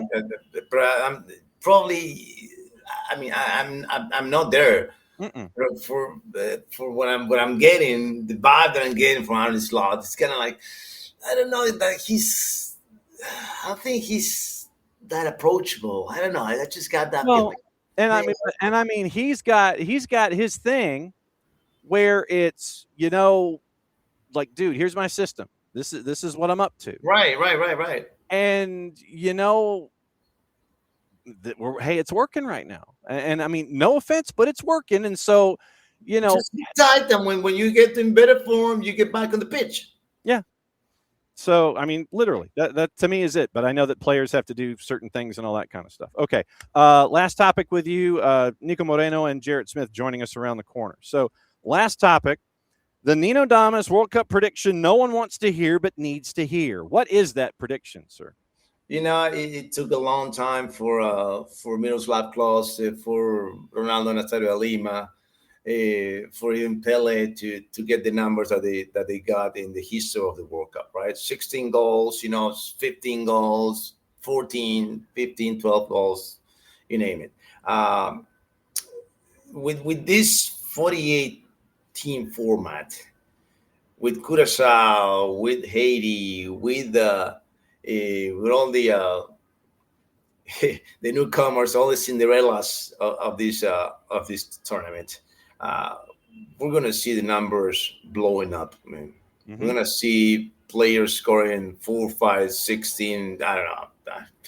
16 goals in a match. Absolutely. 16 goals. I mean, who knows? What group is Curacao? France got Curacao, right? France. Which group is in France? Oh, hang on.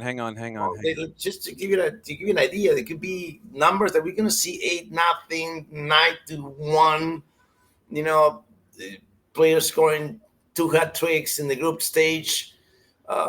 It's possible, man. It's possible.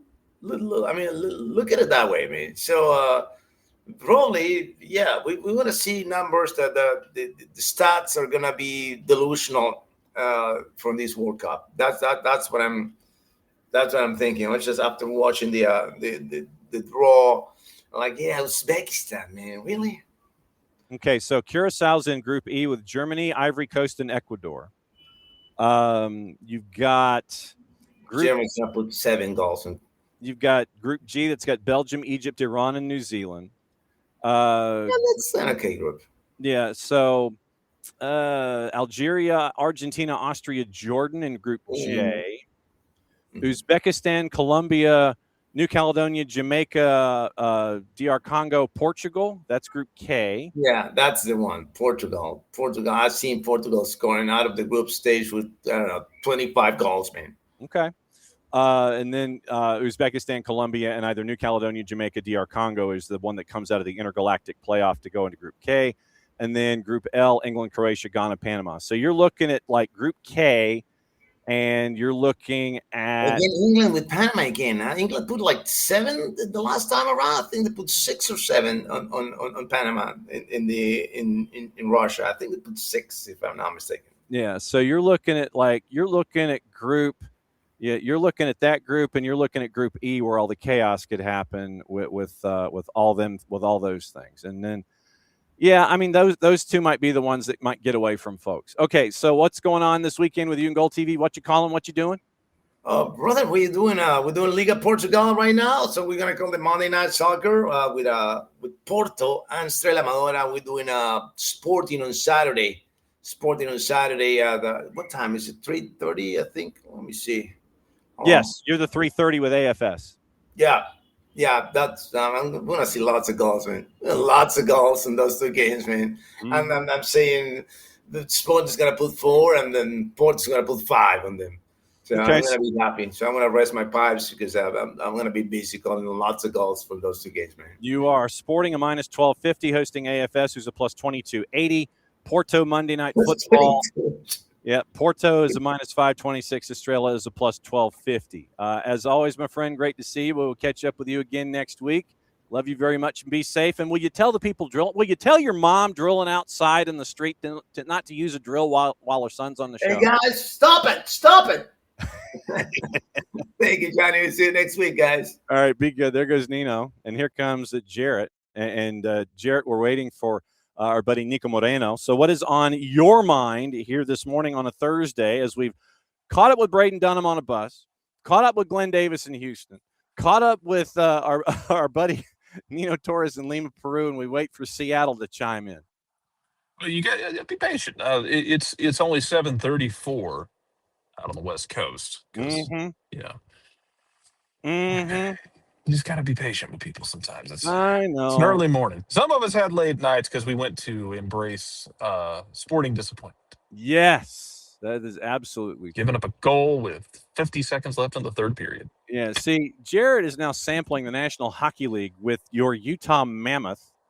I've also come to the conclusion after the first period that my child is a hockey fan, more so than any other sport, because all of like the snack food immediately became second nature to her once she really got into like the hitting and the goal scoring. It's like it's a 3-3 game late in the third period. Like, it's a fun game, but like, yeah, she was like, "I tell me where the penalty box is. Where does this escalate?" Like, oh, great, cool. We've chosen violence. This is what I need. I mean, that's see, now what you ought to do is you ought to see if you can find an AHL or an ECHL game to take. Oh, that's already happening. So in West Valley City, yes, on the west side, is the Utah Grizzlies. Yes. Who actually last night played the Atlanta Gladiators. They're still the Gwinnett Gladiators. To me, they'll always be the Gwinnett Gladiators, simply because clearly someone doesn't own a globe and doesn't own an atlas. Yeah. And has decided to try and market themselves as Atlanta, which is about the same thing as FIFA saying that Levi Stadium is in San Francisco. Yes. To suggest that like the arena at Gwinnett is Atlanta. But they actually played at the Atlanta Gladiators last night, but there is the Utah Grizzlies. This is their last year of operation. They're relocating. So yeah, we're going to be doing some minor league hockey because I used to work in radio with a guy who played minor league hockey, and his hands were mangled. He explained how much they fought in the minors compared to everywhere else, with guys trying to make a statement for themselves. So, absolutely true. Because and the teddy bear toss is Saturday night for in West Valley. I won't be there for that. We got family coming to town this weekend. So I won't be there for that. But we'll go to other games. The season is long.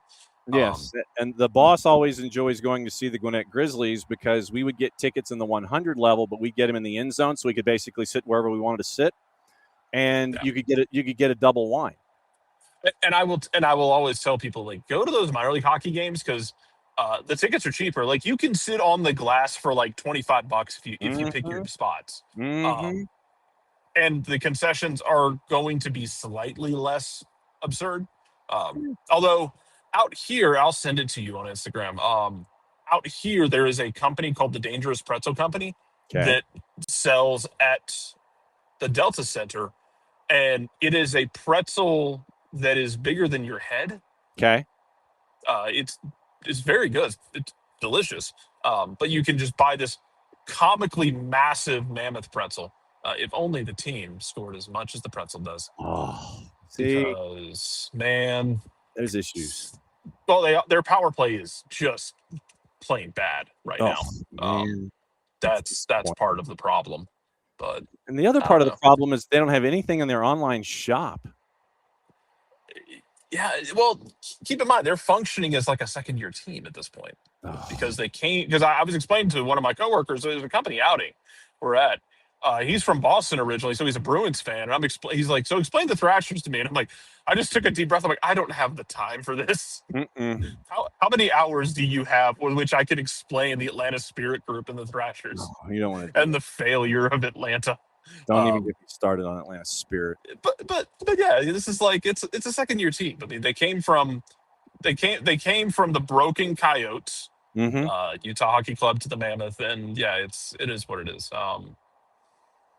It's fun though. Yeah, it's gonna having. I will say this: having NHL and being able to like watch on TV the Hawks play basketball is a nice holdover until we get back to MLS schedules. And like NPSL and like all the degenerate things that get us through the year.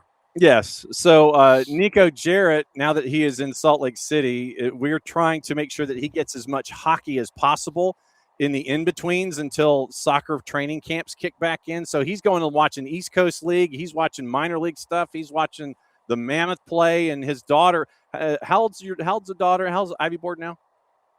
She is 8.5.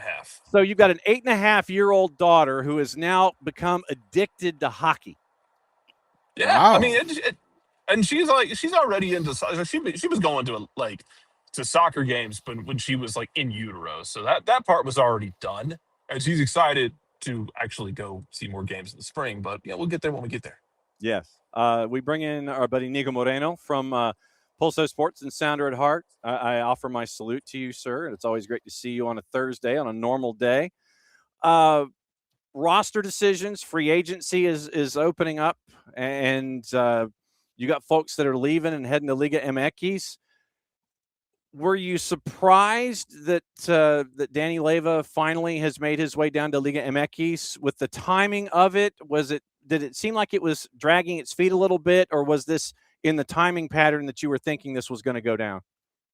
No, the timing was fine. The move was surprising. Yeah. I will not lie. It felt like it came out of left field, simply because there had been a time where Danny Leyva had a couple of opportunities to go to Liga MX, specifically to Pumas at one point. I thought that obviously coming off his best season and the possibility of Obed Vargas leaving, the team would be inclined to keep him. And I know for a fact that this wasn't like a offer that you can refuse, right? It's not something beyond anything we've heard before. Actually, everything that I've been able to hear is that it's below the million, but there is a possibility that with certain play performance type of situations that could add up beyond that million. But at the end of the day, it did kind of feel like it was going to be his time to shine here with the Sounders. So I was surprised in that regard. Now, I'm not surprised that a team like Necaxa would look at Danny Leyva. I think Danny Leyva provides a type of midfielder that you don't see often. He has the vision, he has the passing, he's young, he clearly has a Mexican nationality, which does help out when it comes to the roster built in Liga MX. The other part that was surprising about this move is that Necaxa, it's a fluid concept right now, right? That they ended up sacking Fernando Gago, who has been a bit of a fraud as a coach. I mean, he's been bad team after bad team and bad situation after bad situation. They actually just yesterday, Necaxa ended up showing and introducing their new head coach. So all of that was a little bit odd when you're going and getting a young player like Danny Leyva. However, I do feel like his skill set matches up very well with what we see in Liga MX. The speed, the style, everything about Liga MX just feels like it fits Danny Leyva. And look, I've seen him grow tremendously. I mean, from the point of when he first came onto the scene at 15, 16 years old to the player that he's now, I mean, it's night and day. He's clearly a player that goes to work. He's a student of the game. He is one of the last guys off the field this last season. He was one of the last guys off the field because he was just doing set piece after set piece after set piece, free kick, corner. I mean, the kid has put in the work. So I'm just excited for him to get an opportunity and perhaps be one of the faces of Necaxa going into next season. It is catching up with our buddy Niko Moreno. It is off-season calendar. Free agency opened up yesterday. Re-entry, stage 1 is today. We've got MLS Cup to talk about. Jarrett, what's on your mind with Niko Moreno? Actually, I want to stay in Seattle because as we're talking about Leyva, as we're talking about Obed Vargas, I want to ask you, because we are degenerates about academy kids coming through and we're not trying to set unreal expectations or set kids up for failure, but who are some names around the Seattle area that fans outside of the city need to keep an eye on, who might be getting game time this year and they might not be familiar with? That's a great question. Obviously, the guys that are going to be coming into playing first team minutes, you kind of already seen some cameos of, and you might even be able to find them in a lot of the Como Defiance games.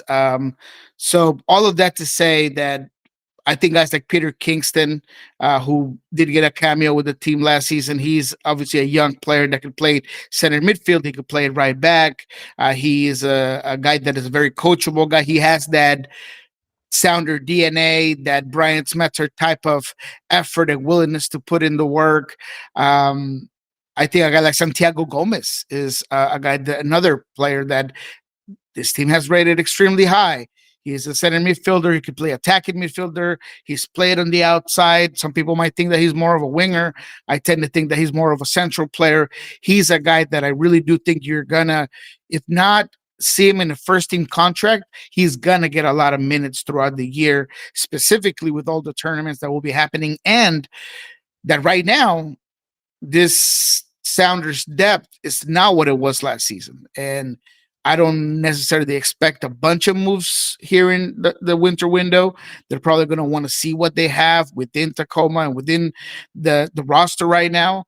And finally, Antonio Lopez. He is a center back who I really like, who I think he has the body build. He's a guy that's he's had ups and downs in his career. And I really look high on a player that can be given the opportunity to do a one-time play with the Sounders. He played a game at Houston, and then all of a sudden he kind of fell off, right? And the fact that he's still moving, he's still improving, he once again regained some of that, desire from the coaching staff to have him in consistent trainings, to have him as part of the team, as being one of those guys that you're thinking about bringing up from Tacoma Defiance. So those are the guys that will be seeing real minutes coming out from that end. In terms of the team that are already there, that is an academy product, and who's the player that I'm looking forward most to see next season, is Stuart Hawkins. Stu Hawkins is a guy that has been in the youth system of USPS national team for the longest time. He has the IQ, the ability on the ball, and now the frame to fill it. Because there was a point in Stuart's career where you would look at him and he was a little bit lanky, maybe could gain some weight, and he had the height, but he could definitely filled it up a little bit more. And after the injury last season, he spent a whole lot of time at the gym, and whether it was just chest and biceps, triceps, whatever you want to call it, I mean, that kid looks filled up and ready to be a first team player. He obviously has a first team contract. He just didn't get a lot of minutes last season, but with how things are going, I really do hope that he's a guy that doubles up at the very least the minutes he had in 2025. Yeah, Defiance made their roster decisions. Let's see, it was yesterday afternoon, and they exercised options on 4, in addition to re-signing defender Antino Lopez to a new deal in 26. So the roster is at 9. Wade Weber had his standard sound bites, the director of development, but the biggest one there seems like Lopez inking the new deal. Options exercised on Alvarez, Gaffney, Kingston, and Robles. 4 other players under contract: Dodzi Gomez, Omar Hassan, and Mohamed Shower. Declining contract options on Ryan Bear, Barame Diao, Rafferty Petter, Elias Katsados, Jackson Curry, Yu Sukunome out of contract. Kaito Yamada's loan expires. He goes back to Vissel Kobe.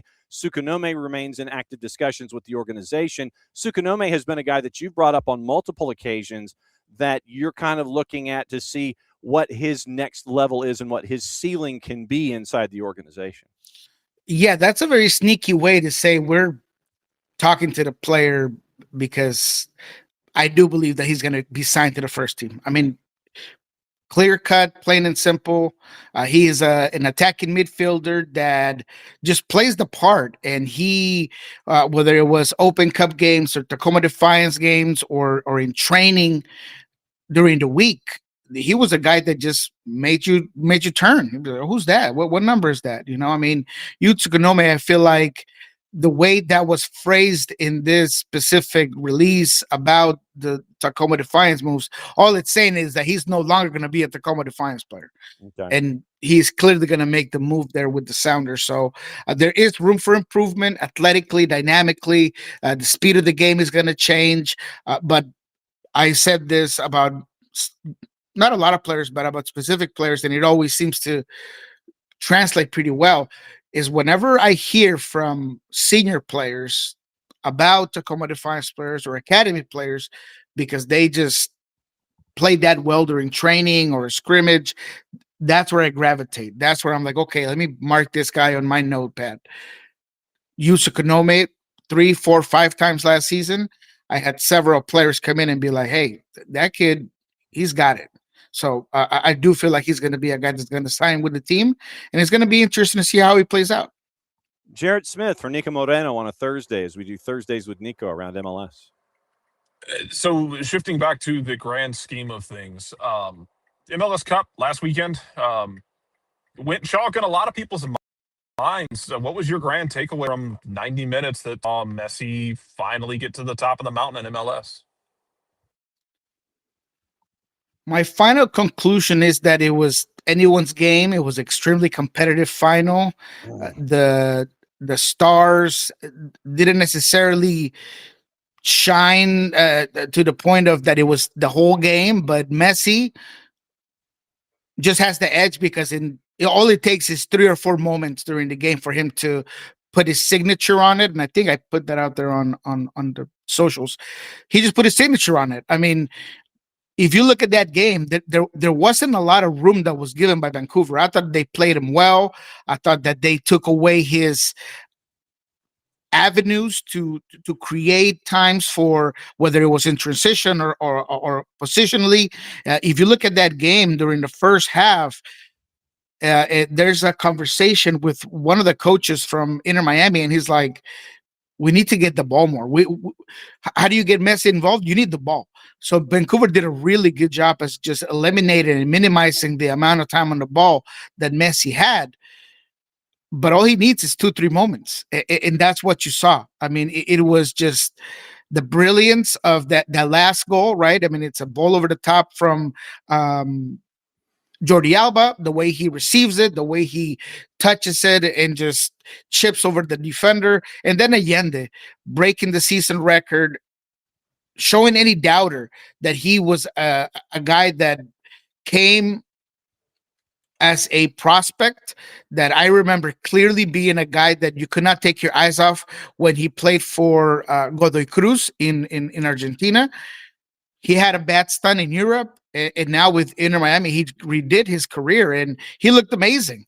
I mean, what he did in the playoffs is literally unheard of. I mean, he literally broke the record of goals because he's always been a guy that puts himself in good position, has the frame, has the speed, has the talent. All he needed was to just put it all together, and he did that during the playoffs. So all in all, I think that Inter Miami is a well-deserved champ. They put in a lot of money. It was a win now situation for Lionel Messi. Jorge Mas was ready to lift that trophy and be all behind the cameras. And every interview that, was in MLS, he was like behind, chirping away because he just loves the camera. But the well-deserved champs of MLS, credit to Lionel Messi, credit to even the rest of the Galacticos. Busquets, he didn't have his best game. I mean, he turned the ball over a whole lot. Defensively, he struggled. But at the end of the day, they kept it together. They were able to put away Vancouver. The last thing I'll say, I thought Jasper Sorensen was a little bit shy to pull the trigger on a lot of guys off the bench. I thought Jade Nelson should have came in a lot earlier than he did. The Ryan Gold thing, I think is something that you wanted to see, but didn't quite play out with Ryan Gold coming in from the bench. So I just thought that maybe a couple of adjustments would have been interesting to see, but I don't want to take credit away from Inter Miami. They did it. They got away with it. It wasn't a 3-1 type of game, though. I heard Inter Miami just dominates this game. Inter Miami just play them off the park. That is a bunch of baloney. I mean, simple 100% baloney. This was a very competitive game. It was anyone's game till the very end. And Inter Miami just finished more chances. And when it comes to these type of finals with 2 superstars, with 2 very good teams, that's all it takes is moments. And I think that in one of those moments where it's 1-1, Vancouver's in the ascendancy, and you have 3 posts hit in a sequence in 4 seconds. And if that ball goes in, if I think it was Sabi. It's either Sabi. Yeah, so yep. Sabi comes in, gets the goal. If he gets that second, and it's 2-1 Vancouver, instead of it going post kick out and then you have folks crashing it, and it goes off of Falcone and the post again in 4 seconds. I think if that goal goes in, obviously it's a different tenor to that final 30-plus minutes of the match, but it wasn't, and you could kind of tell that Vancouver almost felt kind of snake bit at that point. It's like, okay, well, what do we have to do to get that second? And then 10 minutes later, Miami gets goal number 2, and then they get the goal number 3 with Messi taking care of it with RDP. Yeah, it was one of those things where, look, Mascherano acknowledged it during the press conference. He said, look, that's the luck that he takes to win championships. And that's the reality. He's not saying I don't deserve to be here or we don't deserve this title, but he is acknowledging the fact that doesn't usually happen. I mean, the way that it hit both posts, and then I think Falcone tries to clear it, but he doesn't. And then Sabi's once again right behind it. I mean, that was a crazy dynamic where you're like, it's just their night. And then right after, what happens? How many times have you seen Berhalter hold the ball too long, turn the ball over in a vulnerable position during the season? You haven't seen it. And that's what it took. That's literally what it took. And out of all people, Messi's that guy pressuring you. Is he the master of pressing? I mean, I've never seen it. And he just is able to just get on the ball, you lose it. And when Messi has the ball on a more vulnerable place on the field in a transition moment, and he has the paw in front, I mean, it's over, right? And the paw, credit to him as well. Very composed, great finish. But it took an own goal from Agenda to get the first one, a crucial, incredible mistake by Berhalter to get the second, and then it was game over. You're chasing the game, you're pushing numbers forward, and then that leads again to that goal by Agenda that we mentioned to start this small segment of the final. But at the end of the day, proud of Vancouver. You gotta applaud it. I think that there's a lot of players that might be moving from that team, but the core group is there. Mueller's a guy that seems to be there for the long run. So Jasper Sorensen, man, he's going to give a lot of folks things to talk about next season. No doubt. Jarrett with Niko, what's on your mind? No, you went right where I wanted to ask you about was with Jasper Sorensen taking. I was nervous when they fired Vanni Sartini, not thinking they were going to completely backslide. Yeah. But Vanni Sartini had them to a point of a baseline of stability that they weren't always getting to. And it felt like one of those moves, like, yeah, you might get to the next level, but you could also backslide. And man, they really seem like Vancouver took that risk trying to get better. And I know we're talking about Miami winning a cup and the Galacticos, and they're older and some of them are retiring, but it really does feel like Vancouver they'll make the right moves to fill some of these spots. They can be a part of this conversation for the next couple of years, and this might not be their only shot at all. Yeah, there's a few guys, that might have to go. There's a lot of there's lack of flexibility when it comes to the salary cap space, and they might move some guys just because they have to. I think Laporte is a guy that's going to get, and I'm hearing there's at least 3 or 4 teams that are interested in a guy like Laporte, so he might be a guy that moves on. We'll see what happens with Sebastian Berhalter. I think he's going to, especially with his involvement with the U.S. men's national team, I wouldn't be surprised if in the summer there is a European team ready to take him somewhere else. So, there's going to be a lot of players that might not be here by the end of 2026, but I agree with you. I think that there's a core group. I think that Jasper Sorensen has been a guy that he used what was left over from Sartini, was able to put his mark on it, allowed the group to continue to get better. And being a motivator is a skill that gets overlooked a lot of times. We talk about tactics, we talk about formations and triggers and all of these things, but being a motivator is just as important, man. And I think that if there was a team this season that got to final after final after final, and it was because of having the right mentality, it was the Vancouver Whitecaps. And it is credit to Jasper Sorensen. And Vanni Sartini has been named the new head coach of the Halifax Wanderers in the Canadian Premier League. And GM, I think. And so you're looking at, they part ways with former manager Patrice Gaisar in October following their disappointing exit in the first round of the CanPL playoffs. And so they're calling this the biggest coaching signing in Canadian Premier League history. Vanni Sartini goes to Halifax to be with the Wanderers now. That is huge for the CanPL. Yeah, don't know much about the team. Don't follow the Canadian Prem, but I do know that if he's taking the job, and he's going to have clearly not just the keys to what's on the field, but who comes in and out of that team. It's going to be interesting to see. I've always enjoyed talking to him. He was a guy that, forget the charismatic or eccentric way about him and the way he kind of handled his business. The guy, he is a soccer mind. I mean, he was ahead of the game. He understood it. He's a tactical guy, and he's someone that I think could do something very important for any team. I was kind of thinking he was going to be in MLS, but hey, if you're getting it with all the power and all the whistles and all the bells, go ahead and get it. Go ahead and get it, baby. Exactly. Right there with you.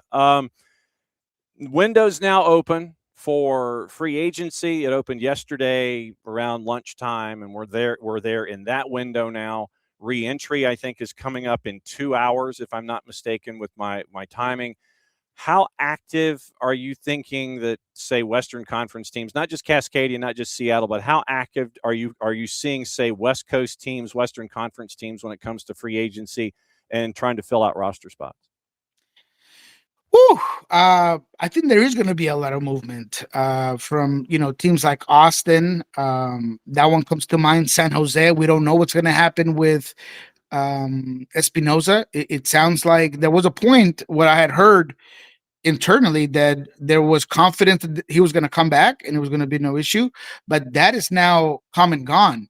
And there is clear interest in Espinosa from several teams, one specifically in the East Coast that I'm not going to mention, but without a doubt, that's a guy that you look at him on paper and you see what he can perform and you see what he's worth. And even if he's at a DP level, because I think that's what the biggest conversations in bringing him on is can I make him a high TAM? And if he's going to take a DP spot, how is that going to work for my team? But this specific East Coast team, man, I mean, I feel like he's a fit, even as the DP would work out. So, I think that there's going to be a lot of movements. I don't expect the Sounders to be too active there. Dallas is another team that I feel like is going to be definitely active in this specific window. Colorado is another team that it comes to mind. Houston has a whole bunch of spots. They're looking for not just DP level guys, but TAM players. So Houston is one team that has a lot of room to get guys. So they might be one of the most active clubs when it comes to this re-entry and just early on in the free agency market. All right. So what else is going on, Sounder at Heart and Pulso Sports, so folks can listen and get real smart with what's going on in your part of the world? Yes. Obviously, it's going to be more focused on this free agency side of things.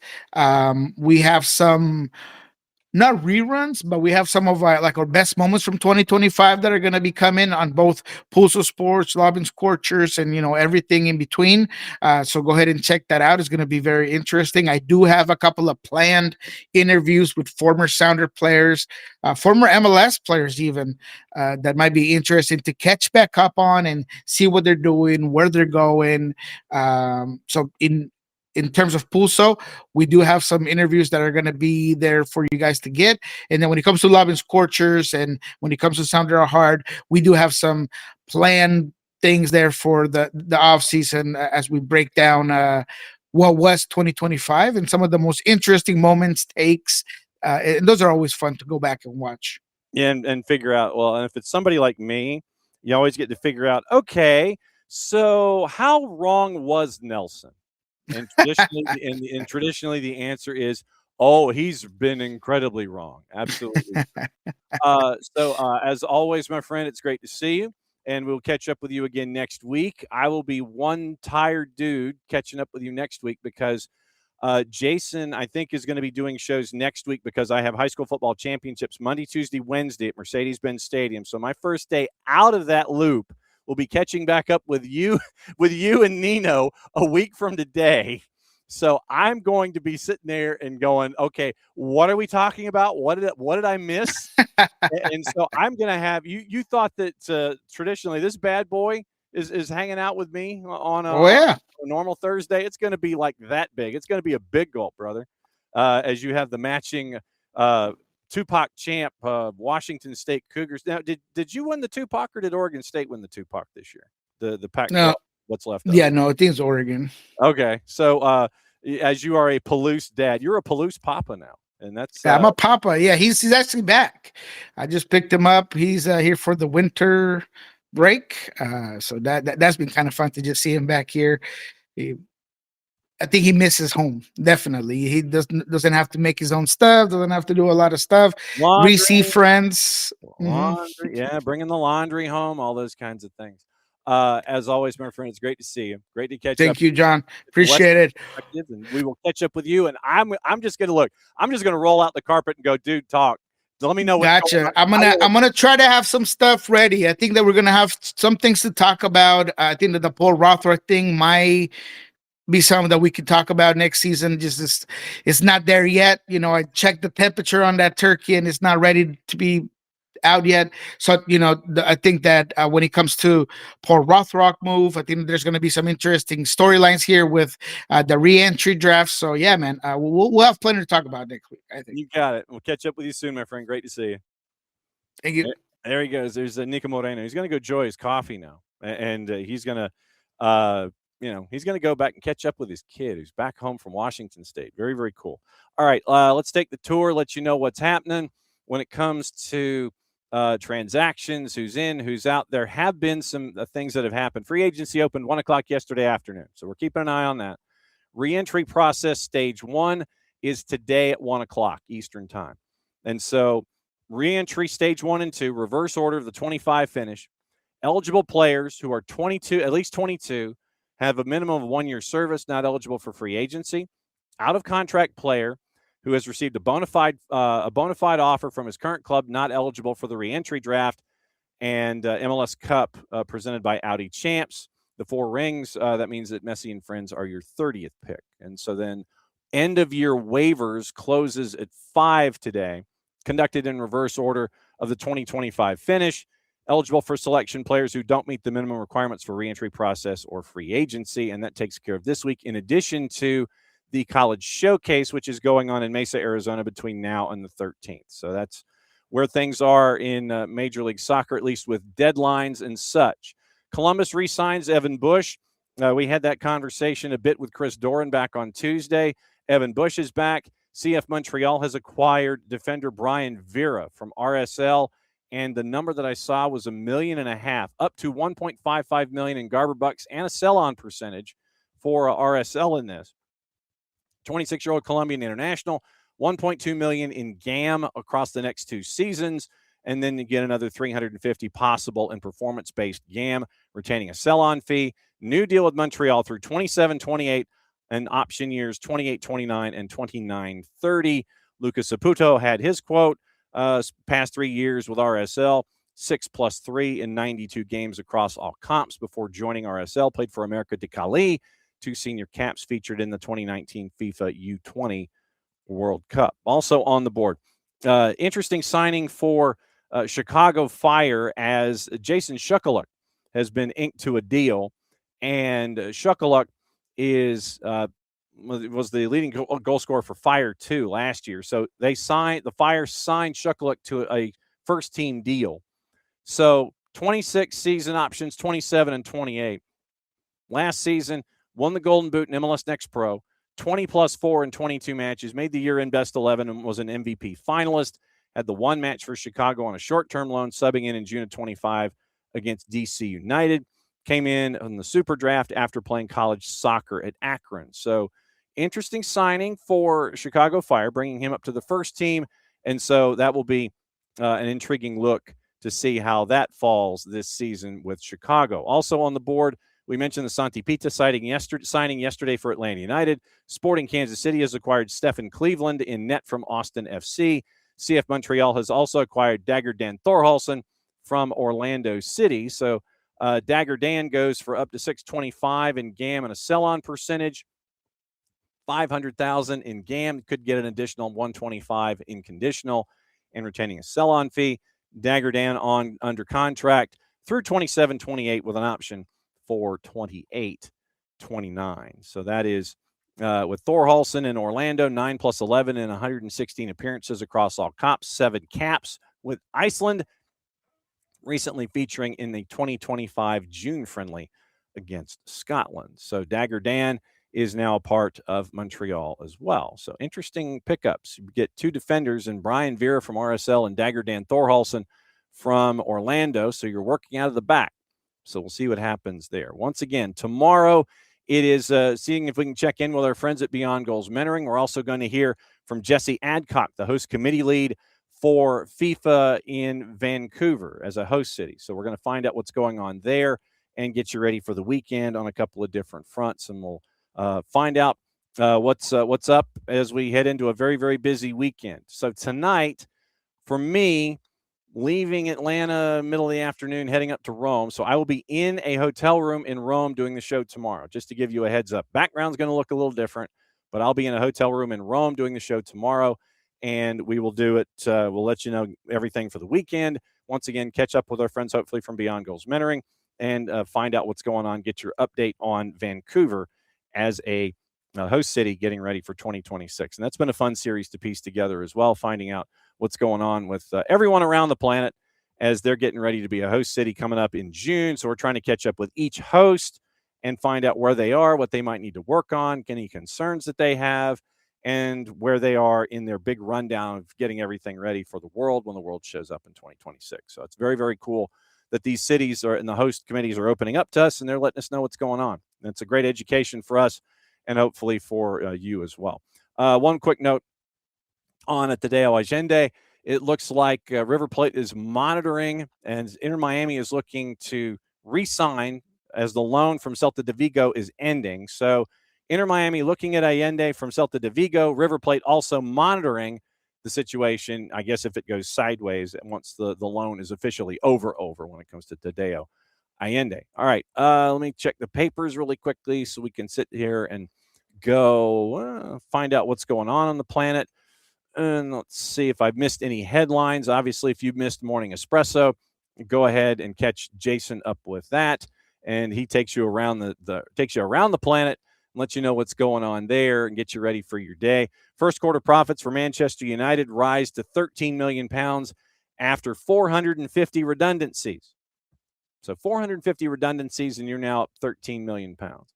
Let's see. Mentioned Unai Emery and the return to Basel for him. So it's going to be a big day. Chelsea bounced back and scored 6 on Roma in a 6-0 win in Women's Champions League. That is, let me see if that is going on today as well, or if they have wrapped up for the week. So we'll see what they have wrapped up for the week. So big win for Chelsea. Captain Ritting Kanerd, Nuskin, Hamano, and Lucy Bronze after an own goal. So Chelsea wins 6-0 over AS Roma. So we'll keep an eye on that as well. Let me check the other papers, see if I've missed anything. We did mention the Thiago Almada transaction once again. Cass says, yeah, you owe. And the quote from Botafogo and John Texter saying they're going to continue pursuing legal avenues. To me, that just means they're kicking it down the road. And I don't know what the end is going to be for kicking it down the road. I don't know what the end, the be-all, end-all is. Once you've gone to Cass, I don't know where else you go. I don't know what's next in a situation like that. So we'll keep an eye out for the next stages there. I will, once again, reach out to John Texter and see if he's even remotely interested in either A, responding, or B, coming on the show just to break everything down and find out what's going on with Botafogo and what his beef is, and why he isn't paying up, considering that he should. So we'll see what the latest is there. Transfer Center from our friends at Sky. Unai Emery is hoping for a solution on loan Liverpool forward Harvey Elliott. He was left out of the squad for the Europa trip to Basel, searching for a solution to his future. Cameron Bragg agreed to a contract extension at Southampton, keeping him at the club until 2027. Roma is considering cutting short Evan Ferguson's loan from Brighton in January. Gasparini says that although they're willing to give him more time, the Brighton striker, quote, has to do better, end quote. And let's see, checking. I don't care about what other people really say about Mo Salah at the moment. Aston Villa, final stages of a deal to sign the young Gremio winger Allison, 19-year-old development signing, cost in the region of £8 million initially, could grow to 10 if add-ons are met. Jesse Lingard scored in his final game at FC Seoul. 32-year-old announced last week that he and the club had mutually agreed to terminate their contract after 2 seasons of making the move to the K-League. One side scored 1-1 in a draw with Melbourne City in Champions League. Farewell ceremony took place post-match. And so Jesse Lingard is now on the market. And I'm trying to see if there's anybody else. Joshua Zirkzee wants to stay at Manchester United and fight for his place. Sky's reporting that Roma among the clubs interested in signing the Dutch international. Drew Spence has signed a new long-term contract with Spurs. And that, I think, is going to do it. Once again, we're keeping an eye on Saudi Pro and Mo Salah. Like I said, I think that that's where he's heading in January. Al Ittihad had made a £150 million verbal offer to sign him in September 23. Move was laid late in the window when chances were slim. And so there is prospect of Salah moving to the SPL before he signed that contract in April. He's got 19 months left on it. And it looks like, once again, Al Ittihad and Al Hilal might be the two that would be chasing after Mo Salah. So that we're going to effort Vanni Sartini. We're going to see if we can grab Vanni Sartini and have him come on the show and break everything down. So that's another go around here of SDH AM. Thanks for dropping by, as you always do. Thanks to Braden Dunham. Thanks to Furman University, by the way. So thanks to Braden Dunham. Thanks to all of you. Thanks to Glenn Davis. And thanks to Nino and Nico as they break everything down. You can hear the snippets of the show and the show later on this morning and this afternoon and this evening on the SDH Network. Set your notifications for when all of this content pops up, and you can listen to it 24/7, 365. So for another round of SDH AM, I'm just John. Thanks for dropping by, as you always do. Back at it again in a little less than 22. Since it's the end of the show, that means I get to do this. Mucha Plati, I'll play it safe. We'll catch up with you tomorrow. Hi to Alex, Colucci, Michael Head, Bart, David, Kefsey. Once again, Alex Pacine, I know, was in there. Let's see. Who did I miss? Michael Head, Kefsey, Ricky, David, and Alex and Kefsey. Good to see you. Back at it again tomorrow. Mucha Plati, I'll play it safe. End of the show. That means I get to do this.